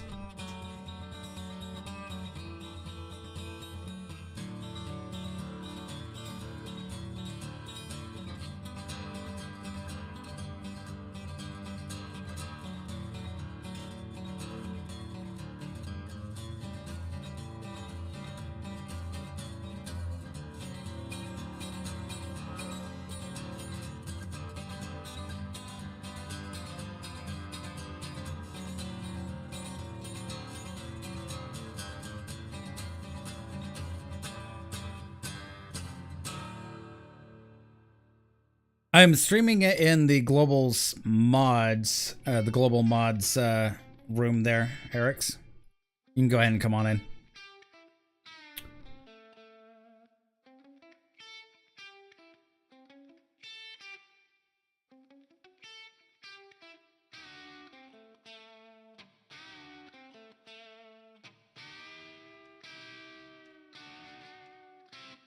So this is second class stuff here.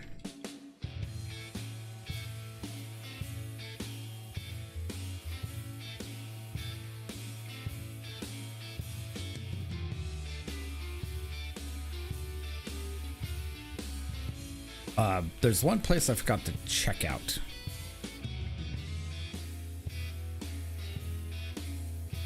I do like how they make the transitions really seamless.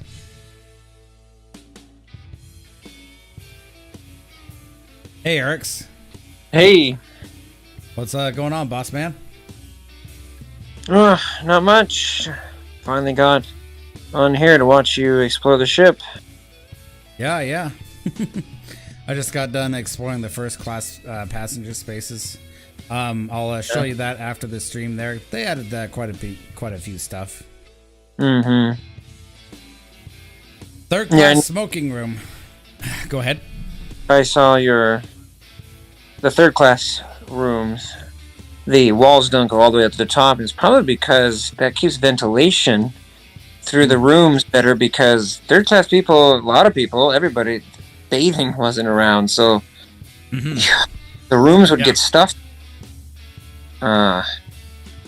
without central air being pumped into every room like today. So yeah, that helps with ventilation probably. I wondered about that too,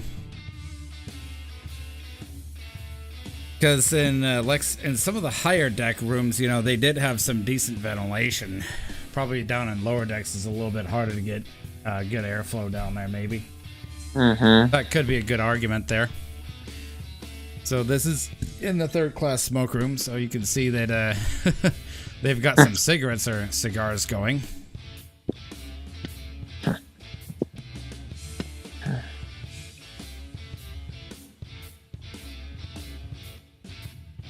Jeez.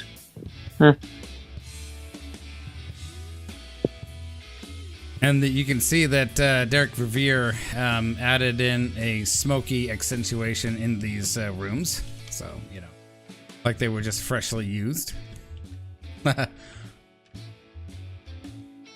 Yeah, I've seen some pictures. You can go in the crow's nest now. Yep, you can absolutely go into crow's nest. You can go into a lot of the crew quarter spaces now. That's like the majority of what they added were crew quarter spaces. Engine room. I think you can look at the engine room. Oh yeah. So we're gonna head down there in just a minute after we get up into second class here. Wow, okay, that jumped up quick. Yeah, they split the ship into levels here.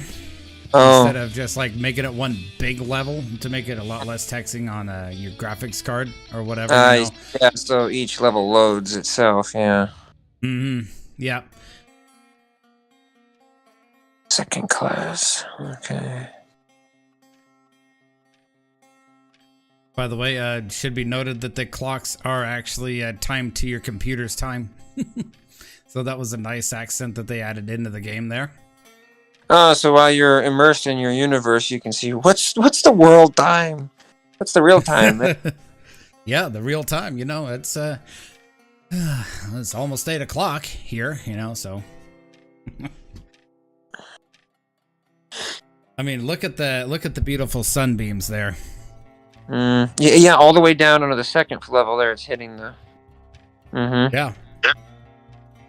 So what they did is that they ported this game over to Unreal Engine 5, so they're able to use the nanite lighting technology that is available in Unreal 5, and that's how you're able to get this beautiful lighting situation in rooms like this.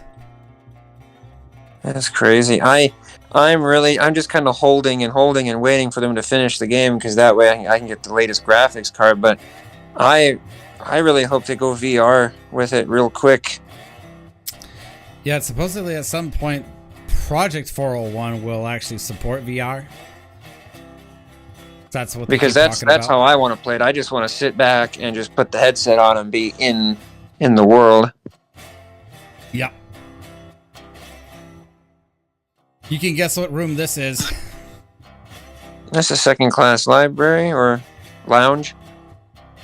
Second class library, indeed. Yeah, library. Yeah. Look Nice at the paneling. Yeah, I mean they really nailed the wood paneling, the wood finish here very well. I mean, just look at how shiny that is. Yeah, the reflection of light. Yeah. Even the tan on the side of that wall. Yep, and that's one of the things that porting this game over to Unreal 5 helped them achieve, you know.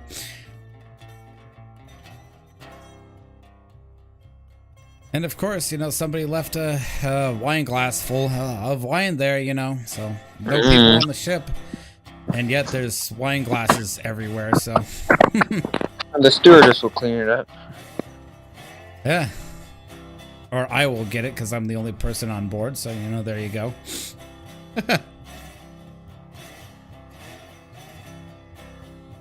The second class B deck promenade. Boarding too. They boarded through there, those doors. Yeah, they did. Yeah. Absolutely. I think this is the main way they boarded through, and they boarded through doors further down as well. Look at that big centrifugal fan right there. Suck that air down into there. Yeah. Yep. Yeah, turn around. Go back around to the... Okay, so there's a pipe there, and the pipe drops down. Huh. I wonder if that's a fire stand pipe that had water through, or was that a... I wonder. I'm wondering that too, because if it's a fire stand pipe, then they probably used this. They probably pumped seawater through this pipe. Yeah. I almost thought it was a gutter pipe coming off the top roof and down the next section, but then I saw the valve there. Mm-hmm. Yeah. Yeah.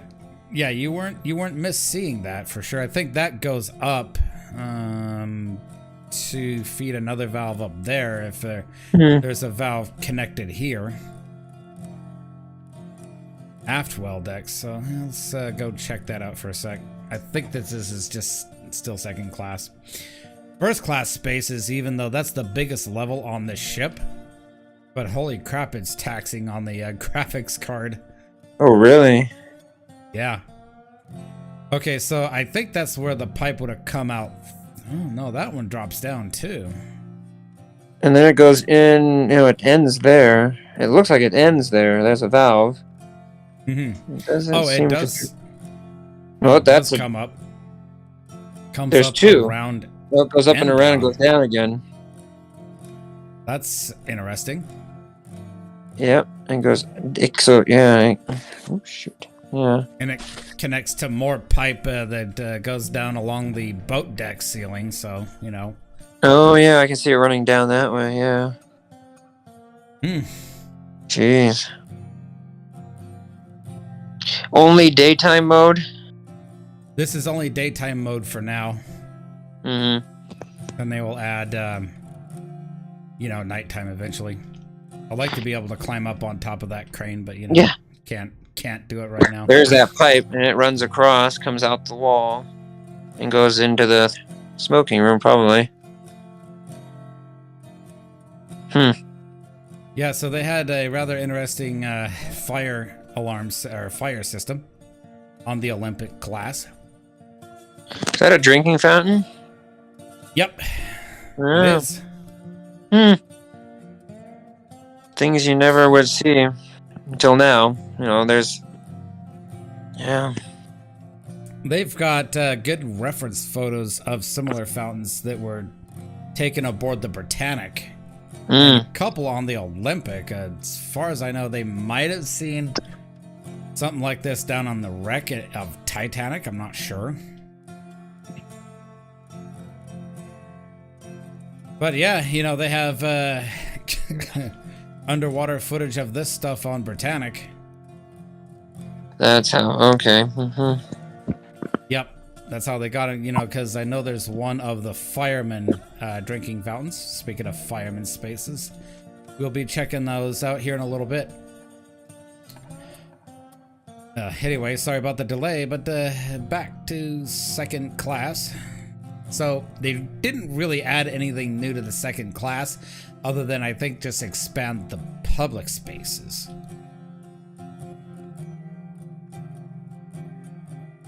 This admittedly is like one of my most favorite rooms on this entire ship, and this is the second class lounge here. It has a lot of light, natural light. Mm-hmm. Yep, and none of the light bulbs are shining, so yeah, this time of day, they wouldn't need them.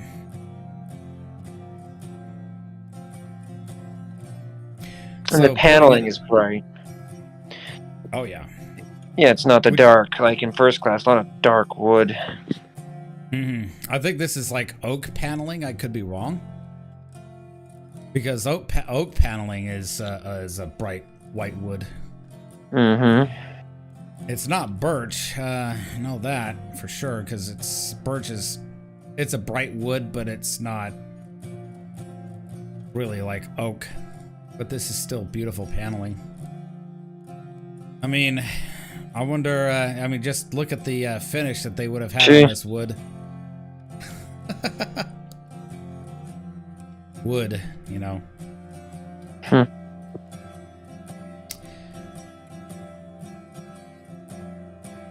But yeah, glasses, matches, spittoons, whole 9 yards. Okay. The smokiest of the smoke rooms. Elevator.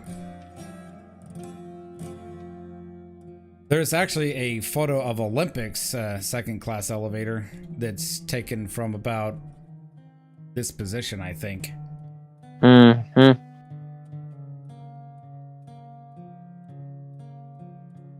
Of course, you can get inside there. Jeez, look at that dark wood.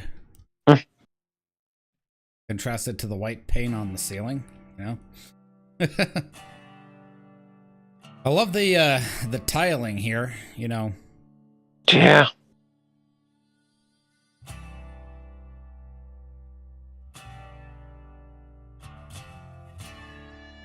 So this is the second class dining saloon. So Divine Services is held in the saloon on Sundays at 10:30 a.m. Divine service. I think So church service. Yeah, I think back then they probably would have used, church services directly. Yeah, divine. Mm-hmm. So this is a poster that was added in by the THG team here. Yeah, good job, project. Vintage Digital Revival, Royal Developers of the United States, first sailing of the latest addition to the VDR fleet, Titanic, Project 401. So that's the game that we're playing right now. 50% of Titanic is explorable. Over 150 unique spaces. Unrivaled detail. New gameplay features. This is the latest, the largest, and finest Titanic recreation afloat. Will be available on Steam. Date to be announced. New features: virtual reality headset. There you go, Eric. There's says it right there. So they've already started to support. Nighttime and sunset settings. In-game deck plans, which will be really helpful. By the way, I do have a set of Matthew DeWinkleer's Britannic and Titanic deck plans there, so, you know. I try to use them when I can to study these ships in finer detail. He did a really good job with them. Updated environmental sound design. Third class 2 berth room. So that's the room we just looked at there. Historic features including White Star testimony, SS particulars, Queen's Island photographs, other additions to be announced. Third class dining saloon. So that's just the picture they took there. It says, do not delay. Visit patreon.com/Titanic HD for progress updates on Titanic Project 401, as well as our flagship game, Titanic Honor and Glory. So they're basically working on these projects side by side, kind of like what Harlan and Wolf did with the Olymping of the Titanic. You know, just build them side by side.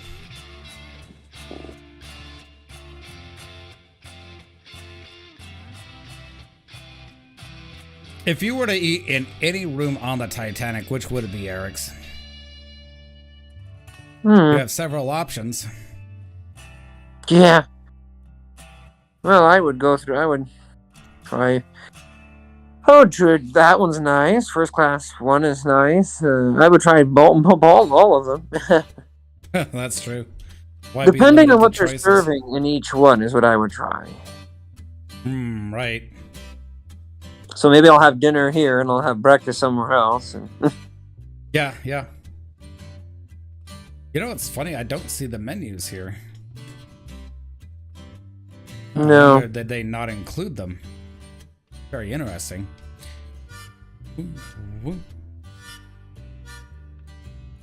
But you can see the assorted fruits that they have available on the tables. You know, apples, grapes, pineapples. So even in second class, you had a full set of silverware. In third class, you don't get that. Yeah. That's interesting. There are chairs here. I wonder if these tables actually had a leaf that folded out. Yeah, possibly. Because these chairs, I believe they were just bolted to the floor. They couldn't really move, but they could swivel, but they couldn't really move. Yeah, they.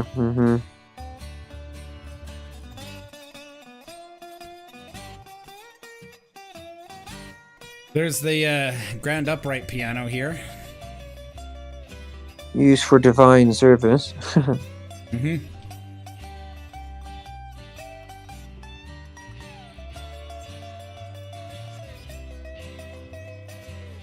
Other than that, not really too much to see here.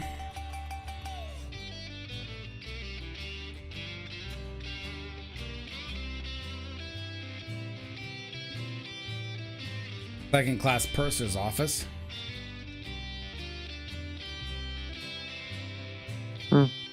Drinking fountains. The same kind of drinking fountains that they, kind of like at the Boise Depot, it's just a natural flowing water. There was no buttons, push buttons like we're used to. Yeah.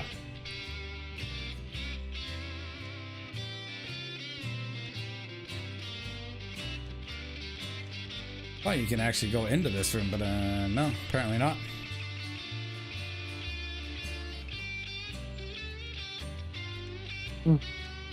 What? Go ahead. No, you go down the staircase. I don't see any. I don't see any landing number. Like, where the hell am I? What level am I? D deck? There's no number. Yeah, it should be. It should be right here, right below the clock. Yeah, you would think. D deck. I mean, E deck. I mean, I don't know. Lost count.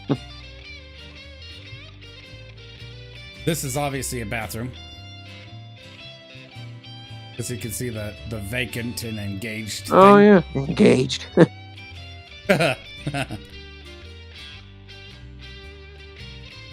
What engagement shall we have today? Yeah. What are they engaging in there? Yeah, you can see when you get down in the even third class, second class, the back of the ship. Look at the curvature. Mm-hmm. The angle. Yeah. Yeah. You can slide down on that. Husky says, imagine using this as a Call of Duty Warzone map. Oh, yeah, you know, having classic Call of Duty style gunfights around the Grand Staircase. That'd be a thing, you know?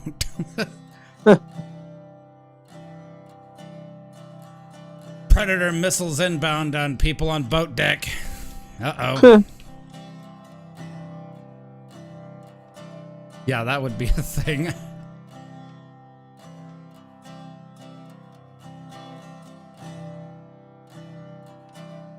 Just more kind of a dead cabins. end here. It's all, yeah, it's just a dead end of cabins.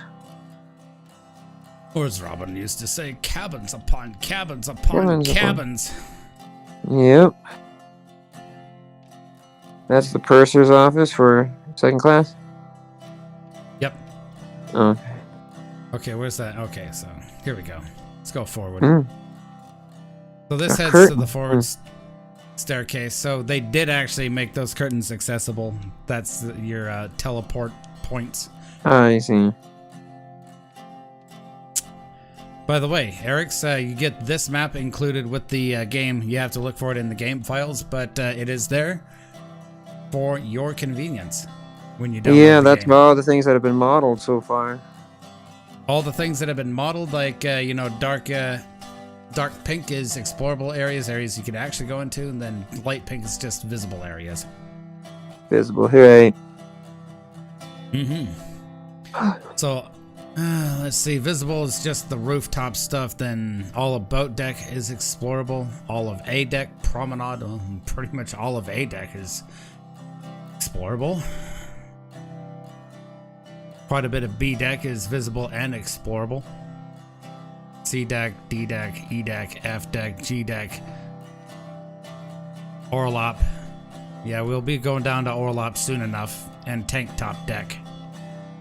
What do the blue areas mean?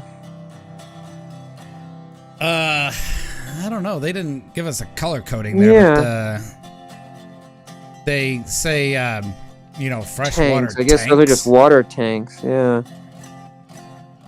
And that's the four-peak tank there. No, so those are just, that's just, okay, the tank area where the balance of the ship.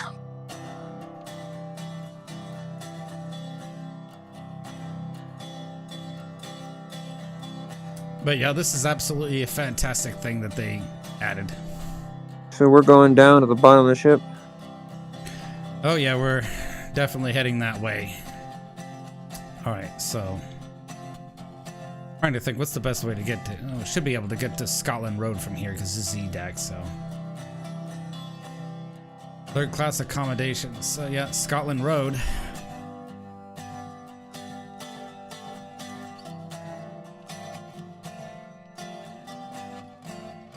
Okay.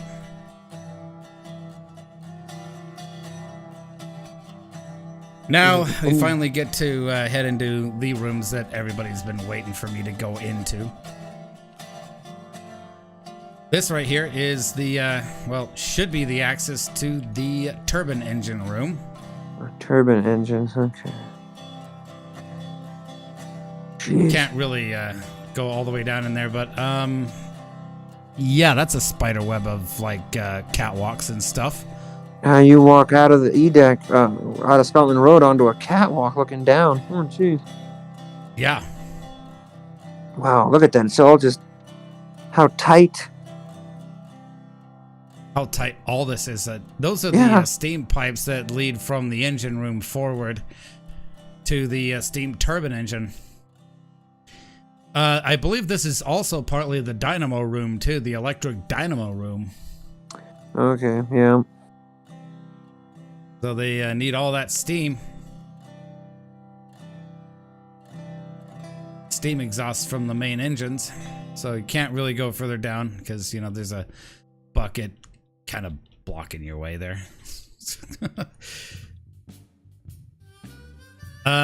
So I'm assuming you've seen the pictures for this following room here, right, Eric's? With that? This. Oh, these are the top of the engines? The top of the engines, dude. Oh yeah, look at that. I've seen some pictures from the floor level. There's a skylight. And they block you. They can't go any. Yep. If only Unreal Editor actually worked there, then I can fly the camera anywhere. Oh. Yep. But, yeah, we can actually get down there, dude. Don't worry, we'll actually get down there. We'll be able to see that close up. So unfortunately, so they don't have any sound? I mean, the engines are moving. They don't have any sound effects yet. Oh. Very interesting that you can hear the steam engine sound effect from Britannic Patroness in the Mediterranean, but they don't have it here. I think that they may not have the proper sound file or something. Jeez, look at that going down. Massive steam pipes coming off of the engines. Can you imagine what it's like being an engineer working in this room, dude? Oh, yeah. Huge machines. I mean, these machines were like, what, 3 stories tall or something? Yeah, 3 stories. Yeah, how many decks? Yeah. Look at that. This is all the work of Kyle Hudak and Derek Verveer right here doing this. I mean, during the day you had all that natural sunlight, but at night it'd be dark in here. Unless it was well lit and... I mean, look at the lights they had. There weren't that many lights. Yeah. I mean, well, from what we're used to, yeah, it would have been dimly lit compared to lights of today, even.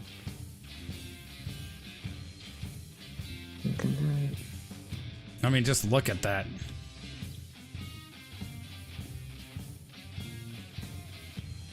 And the noise.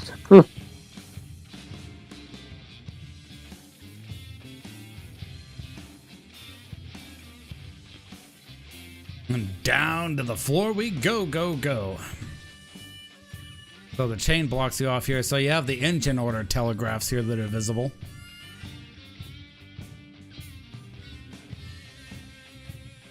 And then you have the various gauges there. That are all reading at like what? They're all the same. 8 PSI. They're all the same. Oh gosh, guys. Well, okay, we're not gonna knock him for that. Yeah. But look at that. That's beautiful, dude. That is absolutely beautiful. It reminds me of that one scene from the James Cameron film. Right. Just look at that crankshaft go at it. Or should I say piston? Yeah, I mean, high pressure to medium to low. Yeah. Yeah, the fact that they actually got this modeled in animation is amazing in and of itself. You could get even closer. Smack. Smack. Yeah. Smack. Exactly. That's amazing stuff, Eric's. That's cool. So you could definitely recreate the Titanic engine room scene in this. Just look at how massive those triple expansion engines are. Yeah. Yeah, multi-stories. Oh, one thing I need to point out. Yeah, you got the telephone. I'm wondering what this electric winches would have been used for. Yeah, what are they, yeah, they have to, probably for the engines or something, lift parts or pieces up. Could very well be. If they were fixing something. Mm-hmm. Because the whole roof here would be able to come off at some point. If they have to lift a big piece out, because definitely how they put these big pieces in, for sure, you know? Yeah.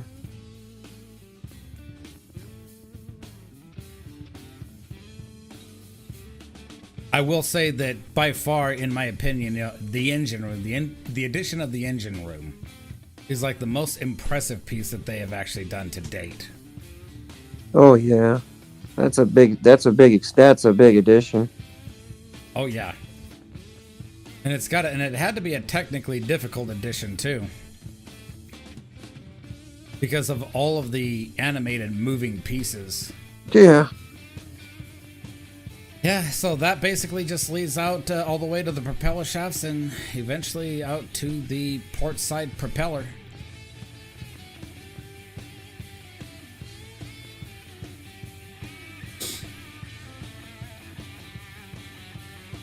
It would have been extremely noisy in that hallway because those doors were not sealed doors. Those doors have grates on them, which means all the noise and air Yeah. goes right onto E deck. I mean, heck, if you're actually walking up on boat deck, you know, right above these engines, you'd still hear the thump of the engines, you know. Oh, yeah.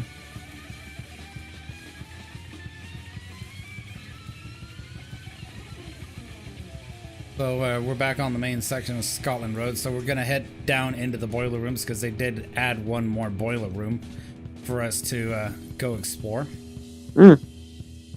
Oh, just to show Eric's the dining room setup here. Yeah, fairly basic for third-class passengers. What we're used to today. Yeah, pretty much. They didn't have like 9,000 pieces of silverware like they did back then, you know? Or at least in first and second class even. Yeah, we eat at a third-class level now, pretty much. Yep. I mean, if you want to eat at a first-class level, you're paying thousands of dollars for it. Yeah, let's be honest here, you know? You're at a high-class restaurant, yeah. So what's actually very interesting about this room has always been look intoable, but they didn't make it explorable, but they made another Stewart's Lavvy explorable.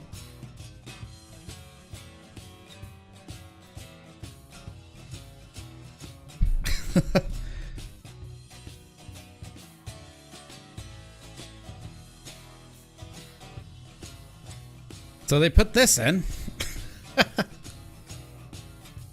Yeah. There's your bathroom. Yeah. Those are some tub sinks there. Yeah. Sink, and then you could really wash your hair in that. Oh yeah.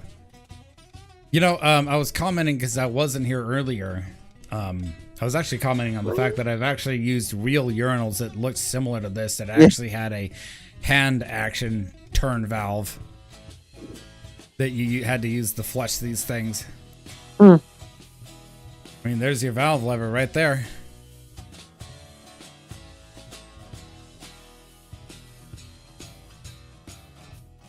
Toilets.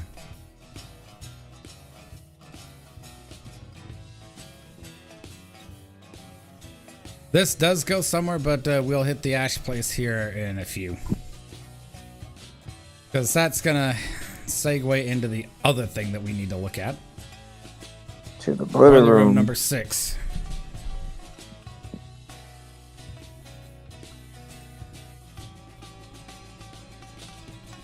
Hey, Eric, if you needed to use something for really hot ovens, just come down here. Yeah. You'd be like, don't mind me, boys. I'm just throwing a pizza in for quick baking, you know. Look how cramped. Woo. Just big enough for the ladder. So one of the first things I am going to show off is this right here. That's the stack. That is the stack. You can actually go into the stack casing. Yeah, that is, yeah. Wow. That's awesome. So you can cross into boiler room 6 this way. Jeez. But we'll go back down into boiler room. Did I say 6? I mean boiler room 5, sorry. Yeah, so that's fine. You know, yeah. Playing these games for so long where boiler room 6 is the only explorable boiler room. Right. Well, they look the same. They're very similar. Yeah, they're very similar. Just more boilers. Boilers upon boilers upon boilers. Nice.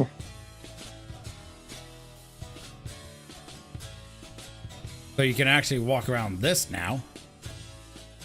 Ooh, you can even get down this. Wow. Okay. So this side of the boiler room 6 was previously unexplorable. You gotta duck to get underneath those pipes, dude. Just so you know. So they modeled this in. This access point.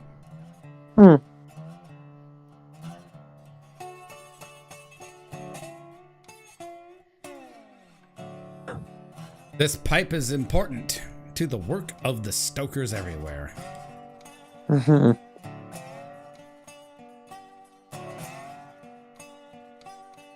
Okay, Eric's, do you know what these are used for?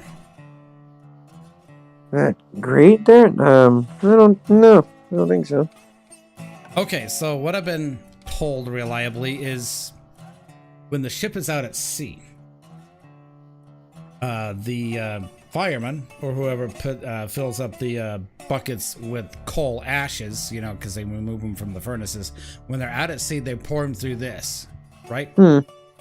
And then they pull this lever, right? And the water comes and actually shoots it up the pipe and out the side of the ship. That's basically how they ejected ashes from ships like this. So it's an auger, or is it actually a pressurized? It's a pressurized pipe. That they use water to eject ashes when they're out at sea. Right, so that tells you that you're under the water line, but the top of that pipe is above the water line. Yep. So they had several of these, of course. You just dump your waste into there and out it goes. Yep. Just right up the side of the ship. One on each side of the ship. Yeah. Yep. And so when they were in port, they would actually hoist these buckets like this up through that thing there, and then they would store it in the ash room. In the ash room, okay. Yep. So they couldn't eject the ash the normal way through these pipes, you know, when they're in port. Yeah. So it's very interesting. They did actually protect their water in ports and stuff, but, you know. Well, for one, it would shoot out across the platform, probably.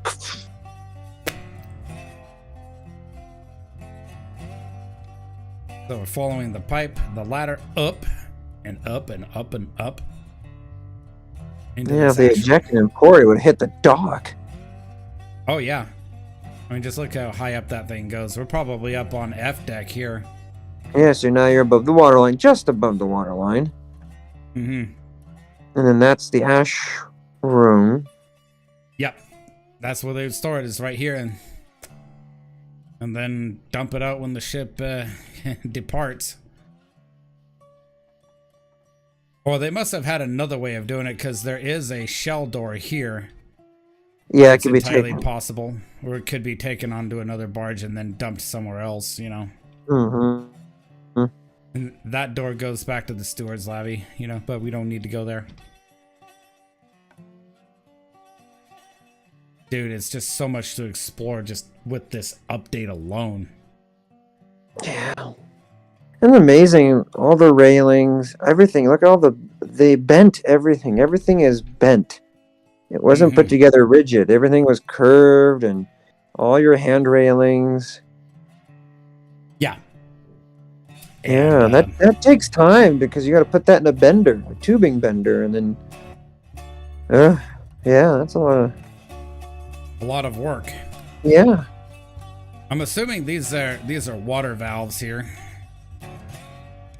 Yeah. Gotta be water valves.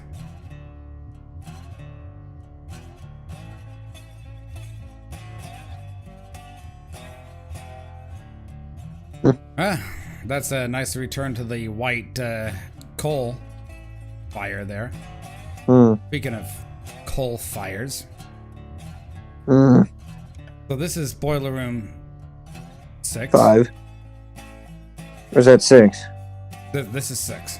Oh, that's 6.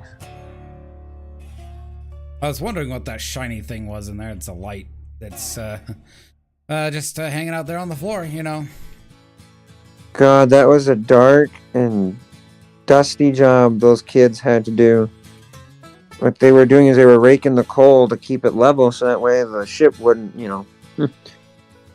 Wouldn't list too far one tampers side or whatever I think they call them tampers, and they were literally young. They were kids. Ugh. Make sure that coal was raked smooth so that way as they dug it out, the bunkers didn't get uneven. Speaking of unevenness,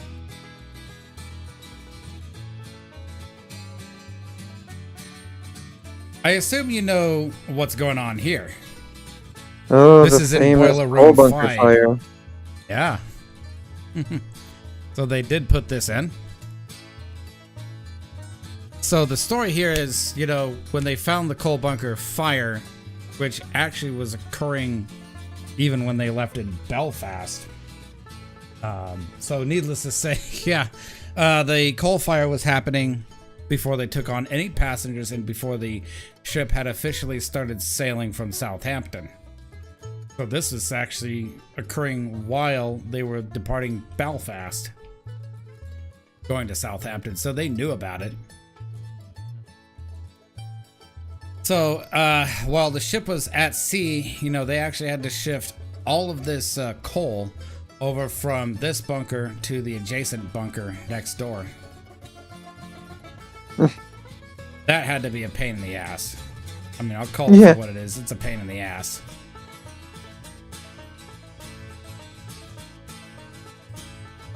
So you have your boiler room telegraphs here that tell you how the ship is, or what the ship is doing. We're going full ahead, so shovel like mad. Yeah, going full ahead or full behind. Shovel that coal in, keep the steam up. Yeah. Oh, it's dark in here. Oh, yeah. This would have been a dark and dreary place. There's no denying that.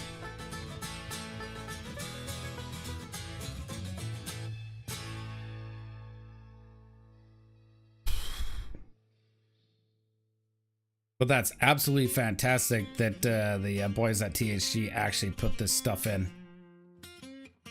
I'm not gonna lie, dude.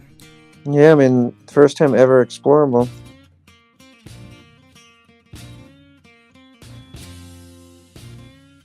And as you filled those bunkers up, those light bulbs would get buried in coal. Mm-hmm. You'd fill that bunker up, and then as it decreased, it would just, fall down. Yeah, so there. Oh, wow.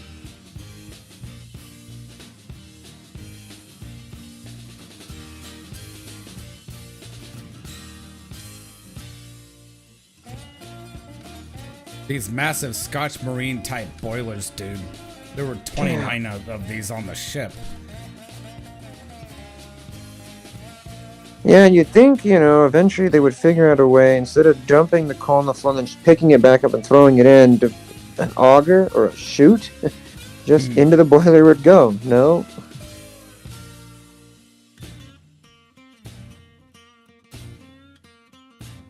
Yeah, I don't know. Did they have augers back then?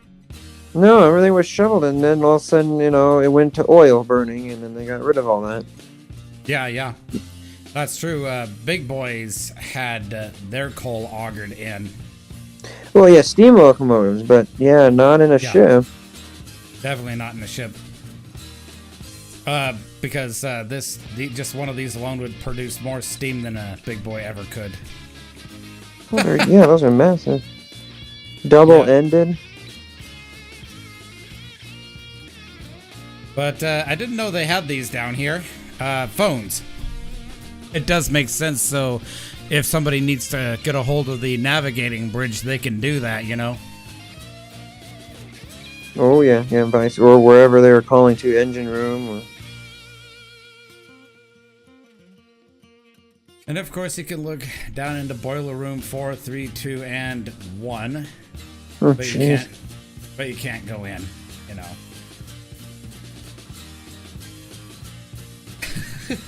Eventually, we'll be able to get in there. You know. Eventually. All right. Let's get out of this drab and dreary place. I actually can't believe how brightly lit these boiler rooms seem to be.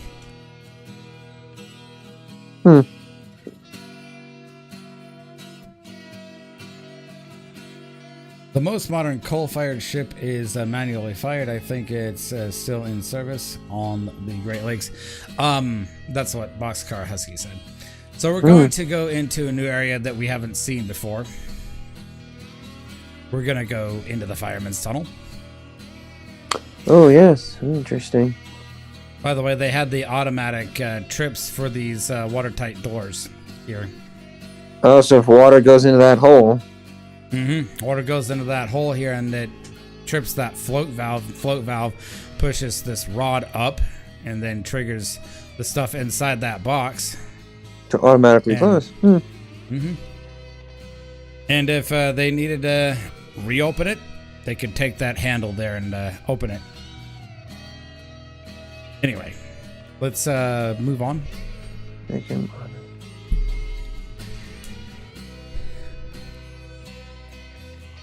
This way out. Men will break step while in tunnel. These things had to be water pumps and stuff. To pump water out of the ship.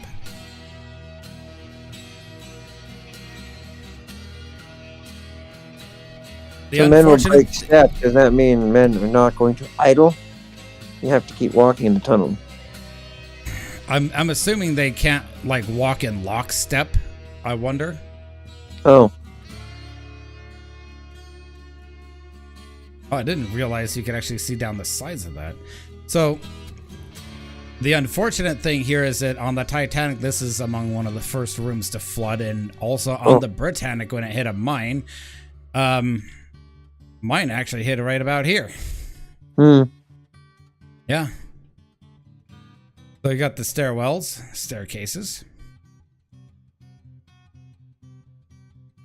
These are not visible on the Titanic, but on Britannic, you can technically get to these. So they have plenty of dive footage from that, you know, so... probably internally, some of the differences between the Olympic class didn't really change that much, I would imagine, you know?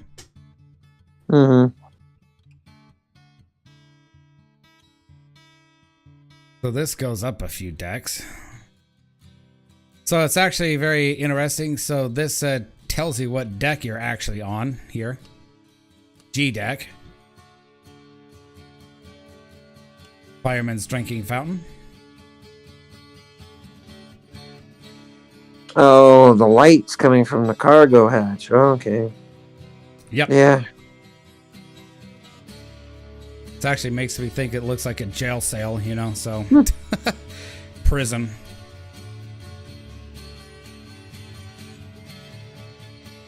Did it jump? Yep. Just jump down in here casually. Oh, there's a ladder. Okay. You can't really go up the ladders, unfortunately, but, you know, it is what it is.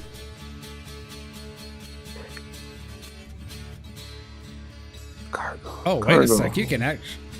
I didn't know you could actually go through there. Okay. The cargo hold. A part of it.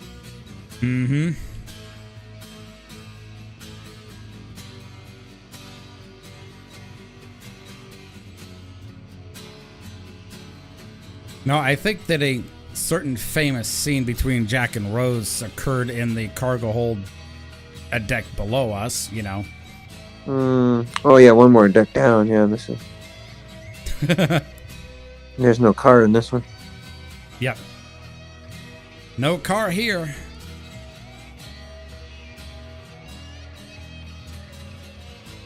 You guys might want to clear this off. Yeah. You left crap there. All right. Up we go. F deck. F deck. This way up.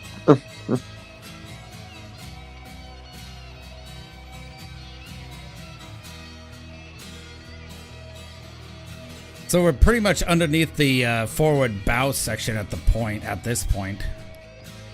Because this is cargo hatch number 1, I do believe. Okay, so yeah. Right, there's the forward well deck, and then you're... Yep. Boxcars Husky says they left the fire doors open to get as much as possible out, so the boiler rooms always had a hellish glow to them. I've heard of oil fired is the same, but wouldn't know. I'm a train guy. You know, honestly, I don't really know like how operations were on an actual coal-fired ship like this. That's what I was thinking when you said how much light there was. I'm like, I wonder if that's from the boilers being open. You can the flame. Mm-hmm. So these are crew quarters here. And you're basically at the forepeak of the ship. Yeah. Right at the front of the ship. Of course, Eric, so you've heard of that, theory that, what if the crew of the Titanic or the bridge officers of the Titanic decided to ram the ship directly into the iceberg? Yeah, all these people would be dead. Yeah. Yeah.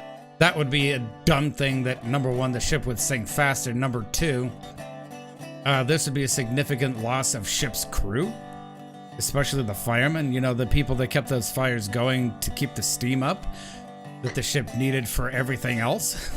I don't know if it would have totally sunk the ship, depending on how many compartments it might have held, but it wouldn't have been moving the next day. Yeah. It probably would have dropped the bow to the water, would have came up to the nameplate probably, and then it would have floated out of that, buoyancy. Because you would have been able to stop the water at the first boiler room. The door would have shut, and... Yeah. But then still, like, all of these people would be dead. But all those people, they were sleeping that night there. Yeah, they would have been killed. Mm-hmm. So this goes down to the chain locker. Oh, there it is. Yeah. That's a loud place to sleep. Woo.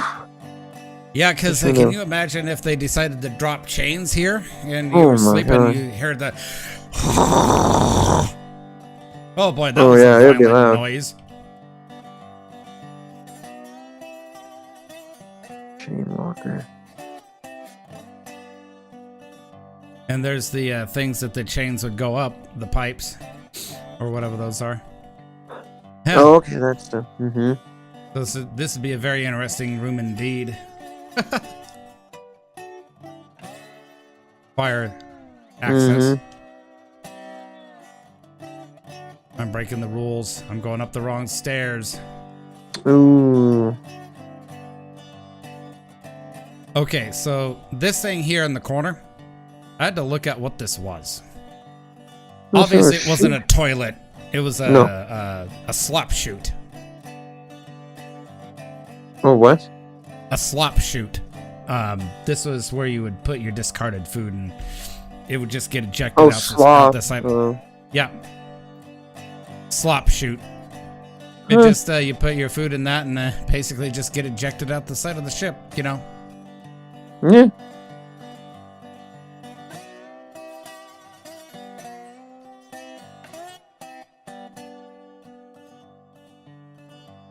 All right, up and up to C deck we go. This is absolutely beautiful what they have done. And by the way, a fully explorable crew kitchen. Oh, crew kitchen.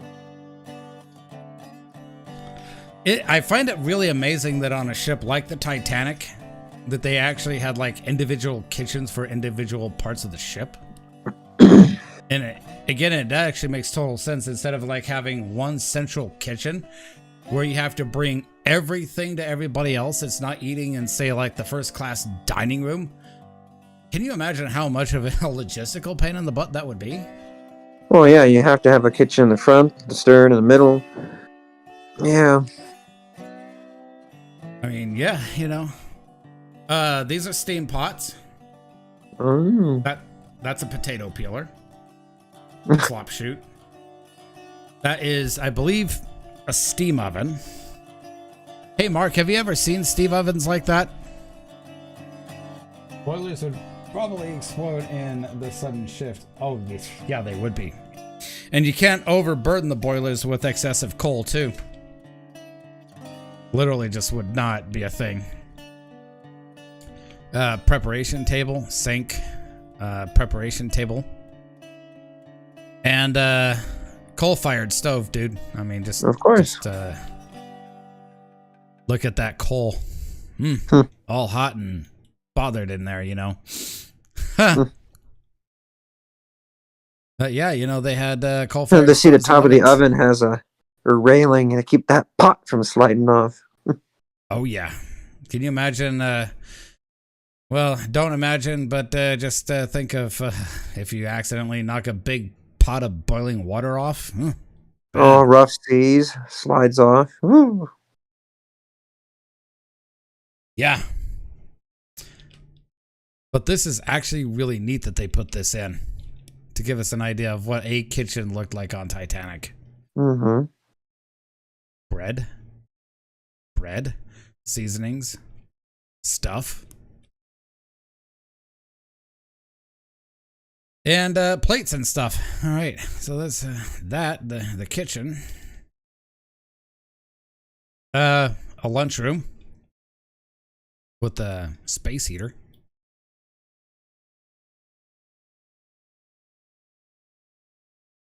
Yeah, a little break room. Yeah. Mm-hmm. Total crew break room. And again, another one of those maps placed in the game, but they actually include one as a PDF in the actual game files. Or I mean a JPEG, I should say. This is something new here. You can get on top of this thing. Yes, you can fall down that hole, and you can see the crow's nest from here. So we are okay. Yeah, that's the hatch cover that blew off when it hit the bottom of the ocean. Mm-hmm. That's the hatch. Okay. Cargo hatch number 1. Mm-hmm. When that hatch blew off, it went forward and it hit the crane in front, the forward well crane, and it hit that and it spun it around and then landed in front of the ship. That's why the crane is spun around when it went on the bottom of the ocean. Yep. We'll get to see the crane from a distance later, but it normally would be facing inward as it would be now when it's just tucked away in stowage. So this is the windlass gear room that is used for raising and lowering the anchors. All of this stuff was definitely electric.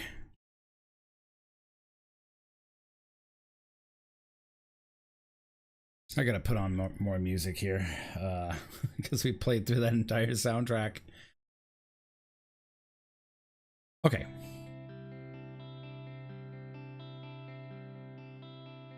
Warping bollards. Jeez. The pipes for the anchor chains. Big gears. Oh yeah. I mean, these are what turn those huge anchor chain gears up top. You just look at how interconnected and huge this machinery was. Oh yeah.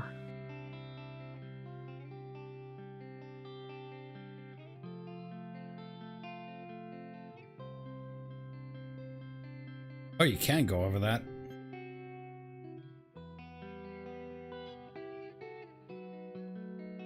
Too bad you can't go up and out. You can just go right up onto the deck of the bow.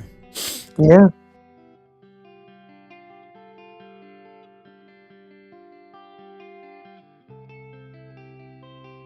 And this is the thing that they would actually use to lower and lift the front anchor whenever they were using the hawse pipe. That kind of hole is in the front of the bow. Yeah. As far as I know, I don't know if they ever used it on the Titanic, but they certainly would have used it on the Olympic. You know, because Titanic wasn't around long enough to have many of its features used. So that was just open. Did they have I wonder if they have a plug for that? Well, that air and water could splat, and weather. So it would just splash up here. Yeah, I was wondering if there's a... Yeah. I don't know. I really wouldn't. I wonder if they had some kind of wooden... just a plug when they're not in the middle, when they're, not using it. Yeah, that'd be a very good question. All right. So that's the windlass gear room. I mean, just from the natural daylight, this is pretty well lit in here. Well, a lot of that light's coming in from the cargo hatch, but that hatch was closed when the ship was actually in transit. Right, there was a lid with just 4 little window holes in it, so it would have been much darker.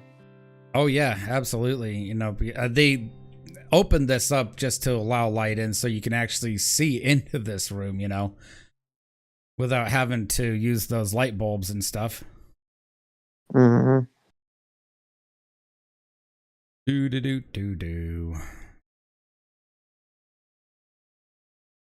So this is all new. So the place that Eric's has also been waiting to see. Up to the crow's nest.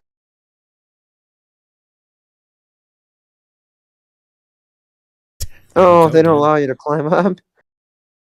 Yeah, that's weird that they don't. For some reason, I'm assuming this is probably part of like the first class promenade spaces. Who knows? That's why.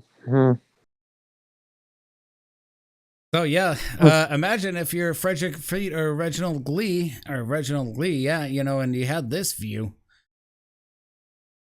Yeah, whenever you were on shift, and you were getting blasted in the face with like stupid amounts of cold air,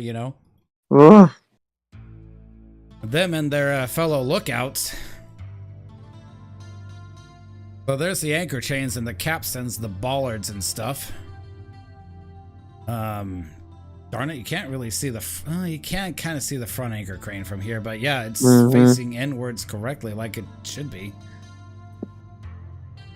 I mean, because, you can see that it was actually tied down, and that that cover right there just slammed right into that thing at however fast it was going, considering the weight and the mass of it. And it put a dent on one side of it. Yeah.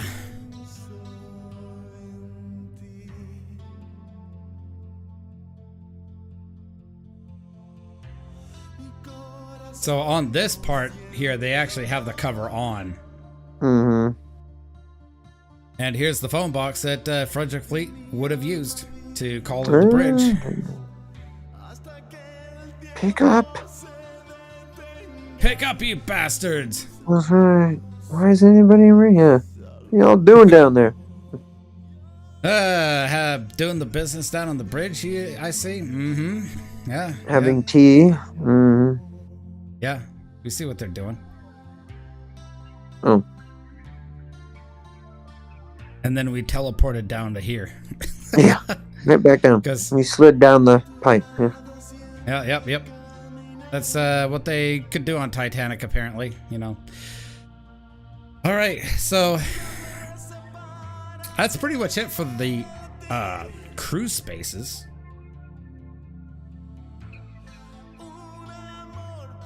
And then when we get off stream, Eric's, I'll show you the first class spaces and comment on those. So I do apologize. I didn't quite think to reach out to you to have you on the stream because I didn't know if you were actually available for tonight or not. So yeah, I got home when you were in third class. So but, I saw most of first class already through you and pictures. Yeah. I'm trying to think, how do we get to the bridge easily from here? Oh, from there you have to go up to the forward well deck. Then you can jump up to. Well, you could jump up to A. That's A to. Yeah, forward well deck will lead you up to a first class area. But I don't know if there's access into that. There isn't, not yet. So the way you can go is through second class here, because I'm trying to avoid first class, because first class is taxing on my graphics card, and so it tends to crash the game. So when I load into the first class spaces, I have to do it from the menu. Oh. So let's do it this way, because it is a little longer but less taxing on the graphics card. You know, I'm running on a 1080 Ti here, so you know. Oh. The only way is up through the third class stairs. Don't mind us, guys. We're just coming through. Yeah. By the way, I forgot to show the third class general room, but yeah, nothing new to see here. We've seen it before already.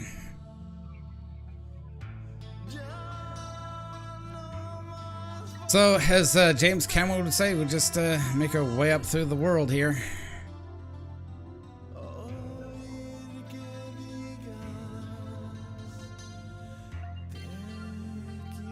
Boxcar Husky says, in reference to what we were talking about earlier, you know, the bridge officer's getting a little down and busy, you know. Stop wanking.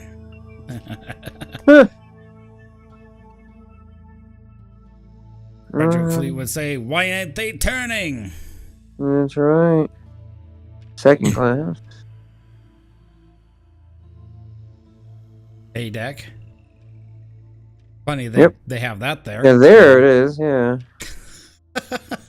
And you can't actually access A deck from second class because it's reserved entirely for the upper crust of the ship, so to speak.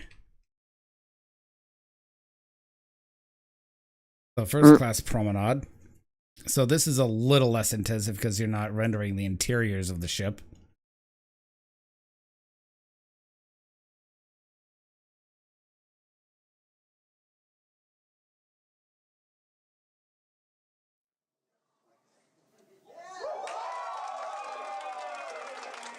Still takes a hot second for it to load.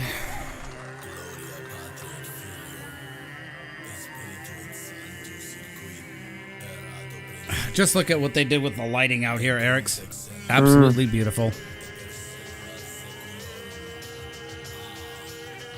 So they got it correct. The fourth funnel there just would have vented only kitchen and the interior spaces. That would be it, you know. Use that to drop down to A deck. I see. Come out on A deck.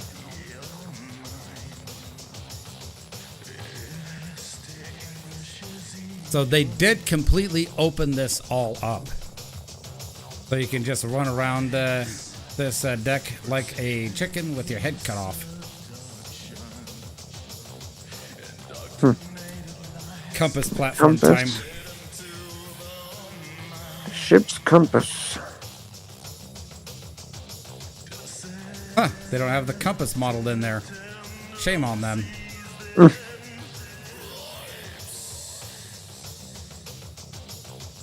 Again, no points off because they literally put in a lot of stuff here. Center of the ship. And so we are right above, I think, the first class lounge. Yep. Because right there is the funnel casing, and then beyond that is the forward grand staircase.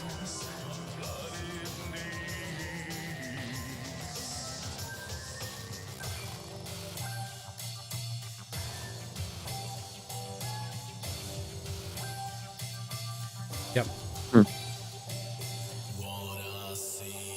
And here they have an electric winch. Get those lifeboats back up. If they had a lifeboat drill, you know.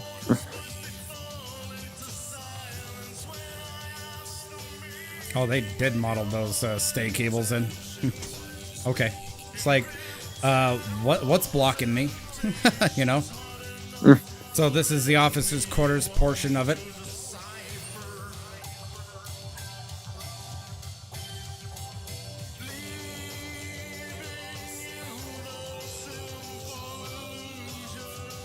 Yeah, there's a photo of Captain Smith standing somewhere, I think, on the other side of the boat deck.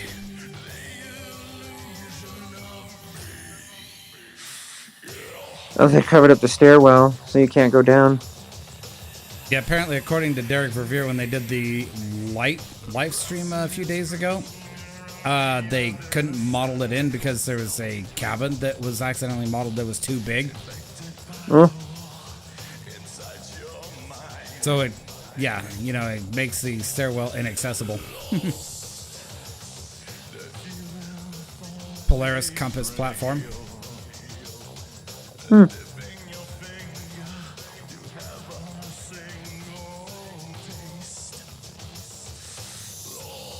The Morse lamp on top for communicating with other ships within visual range.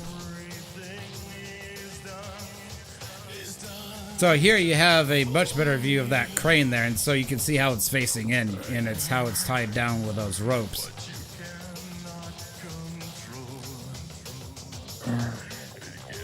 And so basically that cover right there popped off like a cork, and you have to think that thing is bolted down onto that hatch.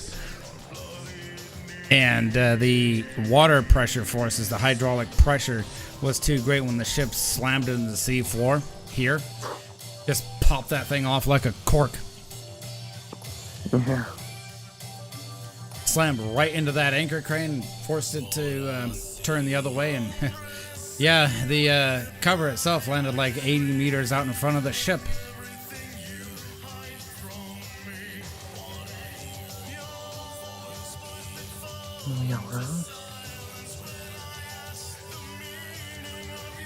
So you got the front wheelhouse here with the engine order telegraphs.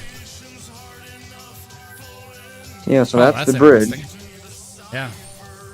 Well, that's interesting. That's the bridge, and then the wheel. Full ahead. Huh. Yeah. So that's the bridge, and then the wheelhouse is behind it. Yeah. Yeah. So this is when they were actually using it if the ship was near land and stuff, you know. The wheelhouse was used when the ship was out at sea and stuff.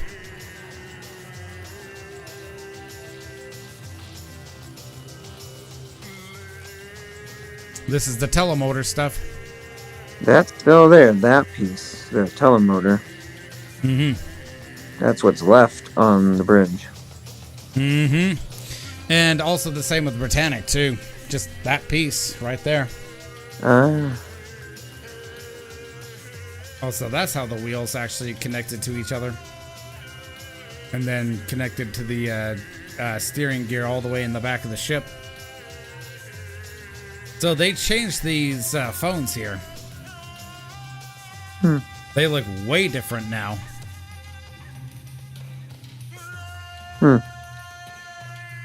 And these appear to be the mouthpieces.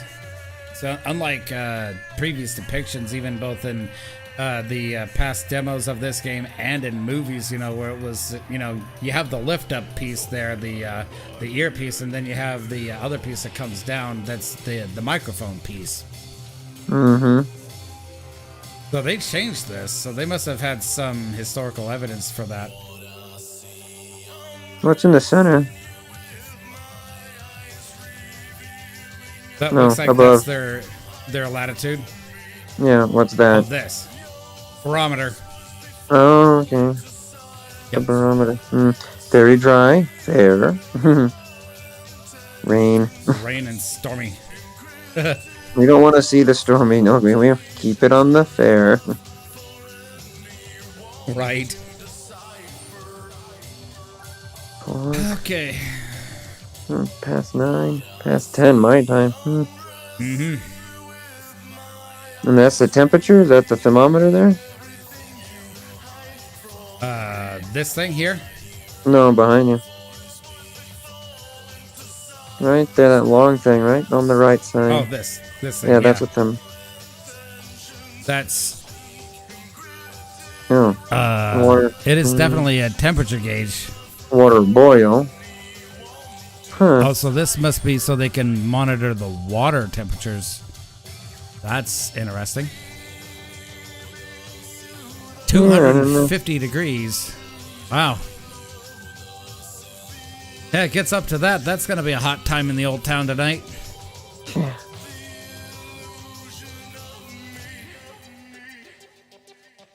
The illusion of me. I'm listening to a song here. Yeah, compass, binnacle, wheel, or pilot's wheel. And this is also new here. This sideboard You guys are the band. with lamps and stuff and So ropes please come up as close as you want. I'm not afraid. and compasses. This is you. So, Oh, yeah. with that in mind, mister, this is Splinter. Huh. Yeah, so that sideboard and those things are new. This thing here looks like it might have been a logbook.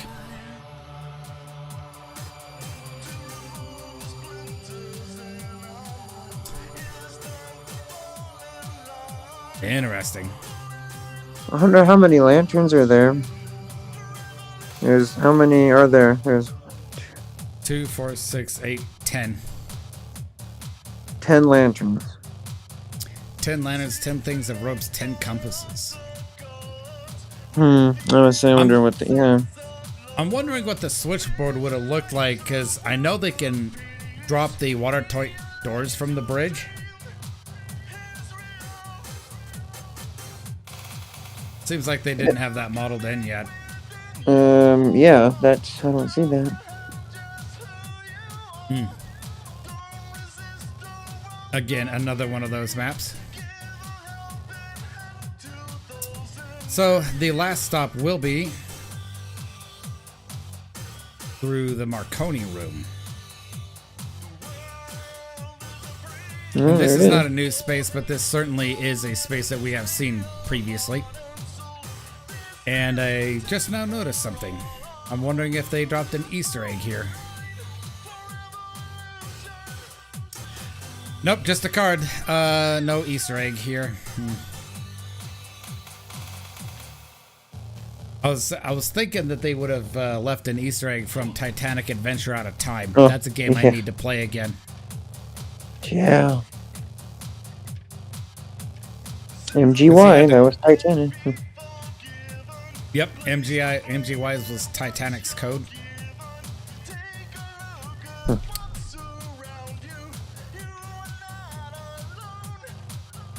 And it looks like they removed that potato that was stuck up that pipe, that pneumatic tube. That's their quarters. The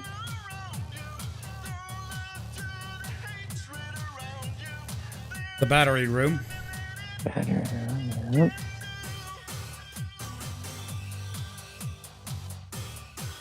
So this is the piece of equipment they're looking to retrieve, correct? You don't have to like get into super spoilers, but I've heard that. Yeah, I think that was the piece on the wall. From the, yeah, but that mission for now has been put on hold. I got the permission from the judge, but yeah. Can't get into too many details about that, so yeah, you know. All right, so that's going to conclude the tour, guys. So thank you to everybody who has joined the stream, and thank you to Eric's for coming along. I'll get into first class accommodations here. But in the meantime, I'm going to conclude the stream here. So I will catch you guys on the flip side.